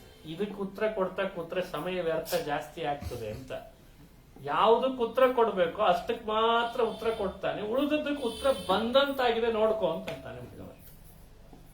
ಹಾಗಾಗಿ ಮನುಷ್ಯ ಅನೇಕ ಆಪ್ಷನ್ಗಳನ್ನ ತನ್ನ ಬದುಕಿನಲ್ಲಿ ತಾನೇ ಹುಟ್ಟಾಕೊಳ್ಳಿಕ್ಕೆ ಹೋಗ್ತಾನೆ, ಆದ್ರೆ ಅದು ಯಾವುದೋ ಆಪ್ಷನ್ ಆಗಿರಲ್ಲ ಅವನಿಗೆ. ಯಾವುದು ಇದೆ ಆ ಆಪ್ಷನ್ ನಾವು ಹುಡುಕ್ಲಿಕ್ಕೆ ಹೋಗಲ್ಲ, ಅದೇ ಸಮಸ್ಯೆ. ಕೃಷ್ಣ ಕೊನೆಗೆ ಎಲ್ಲ ಕಡೆಯಲ್ಲಿ ಹುಡುಕೊಂಡು ಹೋದ ಅರ್ಜುನ ಯುದ್ಧ ಮಾಡಲ್ಲ ಅನ್ಲಿಕ್ಕೆ ಏನೆಲ್ಲ ಬೇಕೋ ಅದನ್ನೆಲ್ಲ ಹುಡ್ಕೊಂಡು ಹೋದ. ಪಾಪ ಬರ್ತದೆ ಅಂದ, ಪುಣ್ಯ ಹೋಗ್ಬಿಡ್ತದೆ ಅಂದ, ದೊಡ್ಡವರನ್ನು ಕಳ್ಕೊಂಡ್ಬಿಡ್ತದೆ ಅಂದ, ಎಲ್ಲ ಹೇಳಿದಾನೆ. ದೊಡ್ಡವರನ್ನು ಕಳ್ಕೊಂಡ್ಬಿಡ್ತೇನೆ ಅಂದ, ಗುರುಗಳನ್ನೇ ಕೊಂದಂತೆ ಆಗ್ತದೆ ಅಂದ, ಅಣ್ಣ ತಮ್ಮಂದ್ರು ಇಲ್ಲ ಅಂತ ಆಗ್ಬಿಡ್ತದೆ ಅಂದ, ಅವರ ರಕ್ತ ಸಿಕ್ತವಾದ ಸಿಂಹಾಸನದಲ್ಲಿ ನಾನು ಕೂತ್ಕೊಂಡು ಭೋಗ ಅನುಭವಿಸ್ತೇನೆ ಅಂದ್ರೂ ದುಃಖ ಆಗ್ತದೆ ಅಂದ. ನೀ ಬೇಕಾದನ್ನಪ್ಪ, ನಿನ್ ಕಡೆ ಯುದ್ಧ ಮಾಡಿಸೋದೇ ಅನ್ನೋದು. ನೀ ಬೇಕಾದ್ದನ್ನು ಪಾಪ ಬರ್ತದ ಬರ್ಲಿ ಬಿಡೋ ಅಂದ, ಅಪಕೀರ್ತಿ ಬರ್ಲಿ ಬಿಡೋ ಅಂದ. ನೋಡಿ ಕೃಷ್ಣನ ಆಂಗಲ್ ಅನ್ನ ಉತ್ತರ ಕೊಡುವ ಒಂದೊಂದು ಆಂಗಲ್ ಇದೆ ಅಲ್ಲ, ಅದನ್ನು ಮನುಷ್ಯ ಅರ್ಥೈಸಿಕೊಂಡು ಬದುಕಬೇಕು. ಅದನ್ನು ಹೇಳ್ತಾಳ, ಹೇ ಕೃಷ್ಣ, ನಾನು ಪತ್ರ ಬರೆಯೋ ಉದ್ದೇಶದೊಳಗೆ ಇದೆಲ್ಲವನ್ನೂ ಮೀರಿ ನನ್ನನ್ನು ಎಲ್ಲೋ ಒಂದ್ ಕಡೆಗೆ ಹೋಗು ಅಂತ ಹೇಳ್ತಾ ಇಲ್ಲ ಅನ್ಲಂತವಳು. ಹೀಗೂ ಹೇಳ್ಬೋದಾಗಿತ್ತಲ್ಲ ಕೃಷ್ಣನಿಗೆ, ಮದುವೆ ಬೇಡ, ಈ ಮಕ್ಕಳು ಬೇಡ, ಈ ಗಂಡನೂ ಬೇಡ, ಈ ಪರಿವಾರದ ವ್ಯವಸ್ಥೆಗಳಿದ್ದಾವಲ್ಲ ಕೌಟುಂಬಿಕವಾಗಿ, ಈ ಅಣ್ಣ ರುಗ್ಮಿ ಬೇಡಪ್ಪ, ಈ ರುಗ್ಮಿಯ ಸಹವಾಸ, ಈ ಜರಾಸಂಧ ಬೇಡವೇ ಬೇಡ, ಇವೆಲ್ಲ ಯೋಚಿಸಿ ಅವಳು ಎಲ್ಲವನ್ನೂ ಬೇಡ ಅನ್ಬೋದಲ್ಲ. ಅವಳು ಹೇಳ್ತಾಳ ಹಾಗಲ್ಲಿಲ್ಲ, ಎಲ್ಲ ಇರ್ಲಿ, ಇವರೆಲ್ಲರಿಂದ ತಾಪ ಆಗ್ತದಲ್ಲ ಅದನ್ನು ಪರಿಹರಿಸೋದು ನೀನ್ ಮಾಡು ಅಂತ ಕೇಳಿದ್ಲ. ಇದೇ ವ್ಯತ್ಯಾಸ. ಅವಳು ಹೇಳುವ ಮಾತು ನೋಡಿ, ಭವತಾಪಹರಾಪಾಂಗ ಭವತಾಪಹೃತೈವಧೀ ಚರಣಾಂಕ ಕೃತಾಂಕಾಂ ಚರಣಾಂಗಣತೋ ನಯ. 4 ಪಾದದ ಶ್ಲೋಕ ಇದೆ. ಇದು ತುಂಬಾ ಅಪೂರ್ವ ಅರ್ಥ ಕೊಡ್ತದೆ. ಭವತಾಪ, ನಮ್ಮ ಬದುಕಿನೊಳಗೆ ತಾಪ ಇಲ್ಲದೆ ಇರೋನು ಅಂತ ಯಾರಾದ್ರೂ ಇದ್ರೆ ತೋರಿಸ್ರಿ ನೋಡೋಣ. ಇಲ್ಲಿ ನಾವು ನೀವು ಇಷ್ಟು ಜನ ಕಲ್ತಿದ್ದೇವೆ, ಯಾರಾದ್ರೂ ಕೈ ಎತ್ತಿ ನನ್ನ ಜೀವನದಲ್ಲಿ ತಾಪವೇ ಬಂದಿಲ್ಲ ಅಂತ ಯಾರಾದ್ರೂ ಹೇಳಿದ್ರು? ನಂಗೆ ಹೇಳಲಿಲ್ಲ. ಹಿಂದಿನವ್ರು ಯಾರು ಅದನ್ನು ಹೇಳಲಿಲ್ಲ, ಒಪ್ಪಲೂ ಇಲ್ಲ, ಒಪ್ಪೋದು ಇಲ್ಲ ಅದನ್ನು. ಅದಕ್ಕೆ ಸರಳವಾಗಿ ಹೇಳ್ತಾಳೆ, ಭವತಾಪಹರಾಪಾಂಗ. ಸಂಸಾರ ಬೇಡ ಅನ್ನೋದು ದೊಡ್ಡದಲ್ಲ, ಅದು ದೊಡ್ಡದಲ್ಲೇ ಅಲ್ಲ ಅಂತಾನೆ ಭಗವಂತ. ಸಂಸಾರ ಬರೋದೇ ಅಲ್ಲಿ, ತಾಪ ಬೇಡ ಅನ್ನೋದು ದೊಡ್ಡದಲ್ಲ ಅಂತೆ. ತಾಪ ಕೊಡು, ಪರಿಹರಿಸೋ ಜವಾಬ್ದಾರಿ ನಿಂದು ಅನ್ಬೇಕಂತ ಅಷ್ಟೇ, ಬೇರೆ ಏನು ಉಪಾಯ ಇಲ್ಲ. ಸೂಜಿನೇ ಚುಚ್ಚದೆ ಇಂಜೆಕ್ಷನ್ ಯಾಕೆ ಕೊಡೋಣಪ್ಪ? ಚುಚ್ಚಿಸ್ಕೊಳ್ಳೇಬೇಕು. ಸೂಜಿ ಚುಚ್ಚೋದೆ, ಆ ನೋವನ್ನು ಅನುಭವಿಸಿದ್ರೆ ಮುಂದೊಂದು ವಿಶೇಷ ಸುಖ ಇದೆ. ಹಿರಿಯರು ಹೇಳ್ತಾರೆ, ಕೆಲಸ ಮಾಡೋದೇ ಕಲ್ಲಿದ್ಲು ಗಣಿಯಲ್ಲಿ ಅಂದ ಮೇಲೆ ಕೈ ಮಸಿ ಆಗ್ಬಾರ್ದು ಅಂದ್ರೆ ಹೇಗಪ್ಪ? ಪೂಜೆ ಮಾಡ್ಲಿಕ್ಕೆ ಕಮಲ ಬೇಕು ಅಂದ್ಮೇಲೆ ಕೆರೆಯಲ್ಲಿ ಕೆಸರೇ ಬೇಡ ಅಂದ್ರೆ ಹೆಂಗೋ? ಕೆಸರಿನಲ್ಲೇ ಹುಟ್ಟೋದು. ಮನುಷ್ಯನಿಗೆ ಕೆಸರು ಬೇಕು, ಯಾಕಂದ್ರೆ ನಾಳೆ ಬಿಡೋ ಕಮಲ ಸೂರ್ಯೋದಯ ಅರಳಿದ ಮೇಲೆ ದೇವರ ಪಾದಕ್ಕೆ ಅದೇ ಬೇಕಾಗ್ತದೆ, ಕೆಸರಲ್ಲ. ಈ ಅನಿವಾರ್ಯತೆಗಳನ್ನು ಮನುಷ್ಯ ಯಾವತ್ತು ಅರ್ಥೈಸ್ಕೊತಾನೆ ಅವ ಮೇಲ್ ಬಂದ್ಬಿಡ್ತಾನೆ. ಅದನ್ನೇ ಹೇಳ್ತಾಳೆ, ಭವತಾಪ ಹರಾಪಾಂಗ. ಅಪಾಂಗ ಅಂದ್ರೆ ಕುಡಿ ನೋಟ. ಮನುಷ್ಯ ಅನುಭವಿಸುವ ಸಂಸಾರದ ಪ್ರತಿ ತಾಪಗಳಿಗೆ ಉತ್ತರ ಹುಡುಕೊಂಡು ಹೊರಟ್ರೆ ಅಥವಾ ಪರಿಹಾರ ಕಾಣ್ಲಿಕ್ಕೆ ಹೊರಟ್ರೆ ಭಗವಂತನ ಕುಡಿ ನೋಟದಲ್ಲಿದೆ ಅಂತ ಹೇಳ್ಕೊಡ್ತಾಳೆ ಋಗ್ವೇದಿಗೆ. ನಿನ್ನ ಬದುಕಿನ ಪ್ರತಿ ತಾಪಗಳ ಪರಿಹಾರದ ಮೂಲ ಹುಡುಕೊಂಡು ಹೋಗು. ಎಲ್ಲಿದೆ? ದೇವರ ಕುಡಿ ನೋಟದಲ್ಲಿದೆ. ಎಂದು ಭಗವಂತನ ಕುಡಿ ನೋಟ ನಿನ್ನ ಮೇಲೆ ಬೀಳ್ತದೆ, ನಿನ್ನ ಸಂಸಾರದ ತಾಪಗಳೆಲ್ಲ ತಾನಾಗೆ ಕಳೀತದಾದ್ರಿಂದ ನಿನ್ನನ್ನೇ ಬಯಸ್ತಿದ್ದೇನೆ ಇಲ್ಲಂದ್ರೆ ಭವತಾಪ ಹರ ಅಪಾಂಗ ಭವತಾಪ ಹೃತೈವಧೀ. ಅದೇ ಮತ್ತೆ ಹಿಂದಿನ ಆ ಪದಗಳೇ ಮತ್ತೆ ಜೋಡಿಸ್ತಾರೆ. ಭವತಾ ಅಪಹೃತೈವ ಧೀಹಿ ಅಂತ ಹೇಳ್ತಾರೆ. ಈ ಕಾರಣದಿಂದಲೇ ಹೇ ಕೃಷ್ಣ, ನನ್ನ ಮನಸ್ಸನ್ನ ನೀನು ಎಂದೋ ಕದ್ದು ಬಿಟ್ಟಿ ಅಂತಂದ. ಪದಗಳು ಒಂದೇ ತರ ಇದೆ. ಭವತಾಪಹರಾಪಾಂಗ ಭವತಾ ಅಪಹೃತೈವ ಧೀಹಿ. ಭವತಾ ಅಪಹೃತ, ಇದೊಂದು ರಹಸ್ಯದ ಮಾತು. ರಹಸ್ಯ ಏನಿಲ್ಲಿ ಅಂದ್ರೆ, ಮನುಷ್ಯ ಸಂಸಾರದಲ್ಲಿ ಎಷ್ಟೇ ತಾಪ ಅನುಭವಿಸಲ್ಲ ಅಂತಲ್ಲ, ಅದು ಆಗಲ್ಲ ಅಂತಿಲ್ಲ, ಹಾಗೆ ಆಗ್ತದೆ. ಆದ್ರೆ ಯಾವುದೋ ಒಂದು ನೋಟ ಇದೆ ಅಂತೆ, ಸಂಸಾರದೊಳಗೂ ಒಂದು ನೋಟ ಇದೆ ಅಂತೆ ಗಂಡ ಹೆಂಡತಿಯರ ಮಧ್ಯದಲ್ಲಿ. ಆ ನೋಟ ಉಳಿದೆಲ್ಲವನ್ನು ಮರೆಸ್ತದಂತೆ. ಮತ್ತೆ ಅದನ್ನು ಕೃಷ್ಣನಲ್ಲಿ ರುಕ್ಮಿಣಿ ಪ್ರಾರ್ಥನೆ ಮಾಡ್ತಾಳೆ. ಹೇ ಕೃಷ್ಣ, ನೀನು ಸಂಸಾರದಲ್ಲಿ ನಮಗೂ ಕೊಡುವ ಈ ತಾಪ, ನಿನ್ನ ನೋಟವೇ ಅದನ್ನು ಪರಿಹಾರ ಮಾಡೇ ಮಾಡ್ತದೆ. ಅಷ್ಟೇ ಅಲ್ಲ, ನೀನೇ ನನ್ನ ಮನಸ್ಸನ್ನು ಕೂಡ ಎಂದೋ ಅಪಹರಿಸಿ ಬಿಟ್ಟಿದ್ದಿ. ಚರಣಾಂಕ ಕೃತಾಂಕ ಮಾಂ, ನನ್ನನ್ನ ನಿನ್ನ ಭಕ್ತಳು ಅಂತ ತಿಳಿದು. ಯಾವ ಕಾರಣಕ್ಕೆ? ಚರಣಾಂಕ ಕೃತಳು. ಚರಣಾಂಕ ಅಂದ್ರೆ ಭಗವಂತನ ಆಯುಧಗಳು. ದೇವರ ಪಾದಗಳಲ್ಲಿರುವಂತಹ ಚಿಹ್ನೆಗಳು ಯಾವುದು? ಶಂಖ, ಚಕ್ರ, ಊರ್ಧ್ವ ಪುಂಡ್ರಗಳು, ಇದೆಲ್ಲ ಭಗವಂತನ ಚಿಹ್ನೆ. ಇದನ್ನು ನಾನು ಧರಿಸಿದ್ದೇನಾದ ಕಾರಣ ನಿನ್ನ ಭಕ್ತಳಾಗಿದ್ದೇನೆ. ಇದಕ್ಕೆಲ್ಲ ಶಾಸ್ತ್ರಗಳಲ್ಲಿ ಬಾಹ್ಯ ದೀಕ್ಷೆ ಅಂತ ಕರೀತಾರೆ. ಇಷ್ಟನ್ನಂತೂ ಹೇಳಿದಂತೆ ನಡೆಸ್ಕೊಂಡು ಬರ್ತಿದ್ದೇನೆ.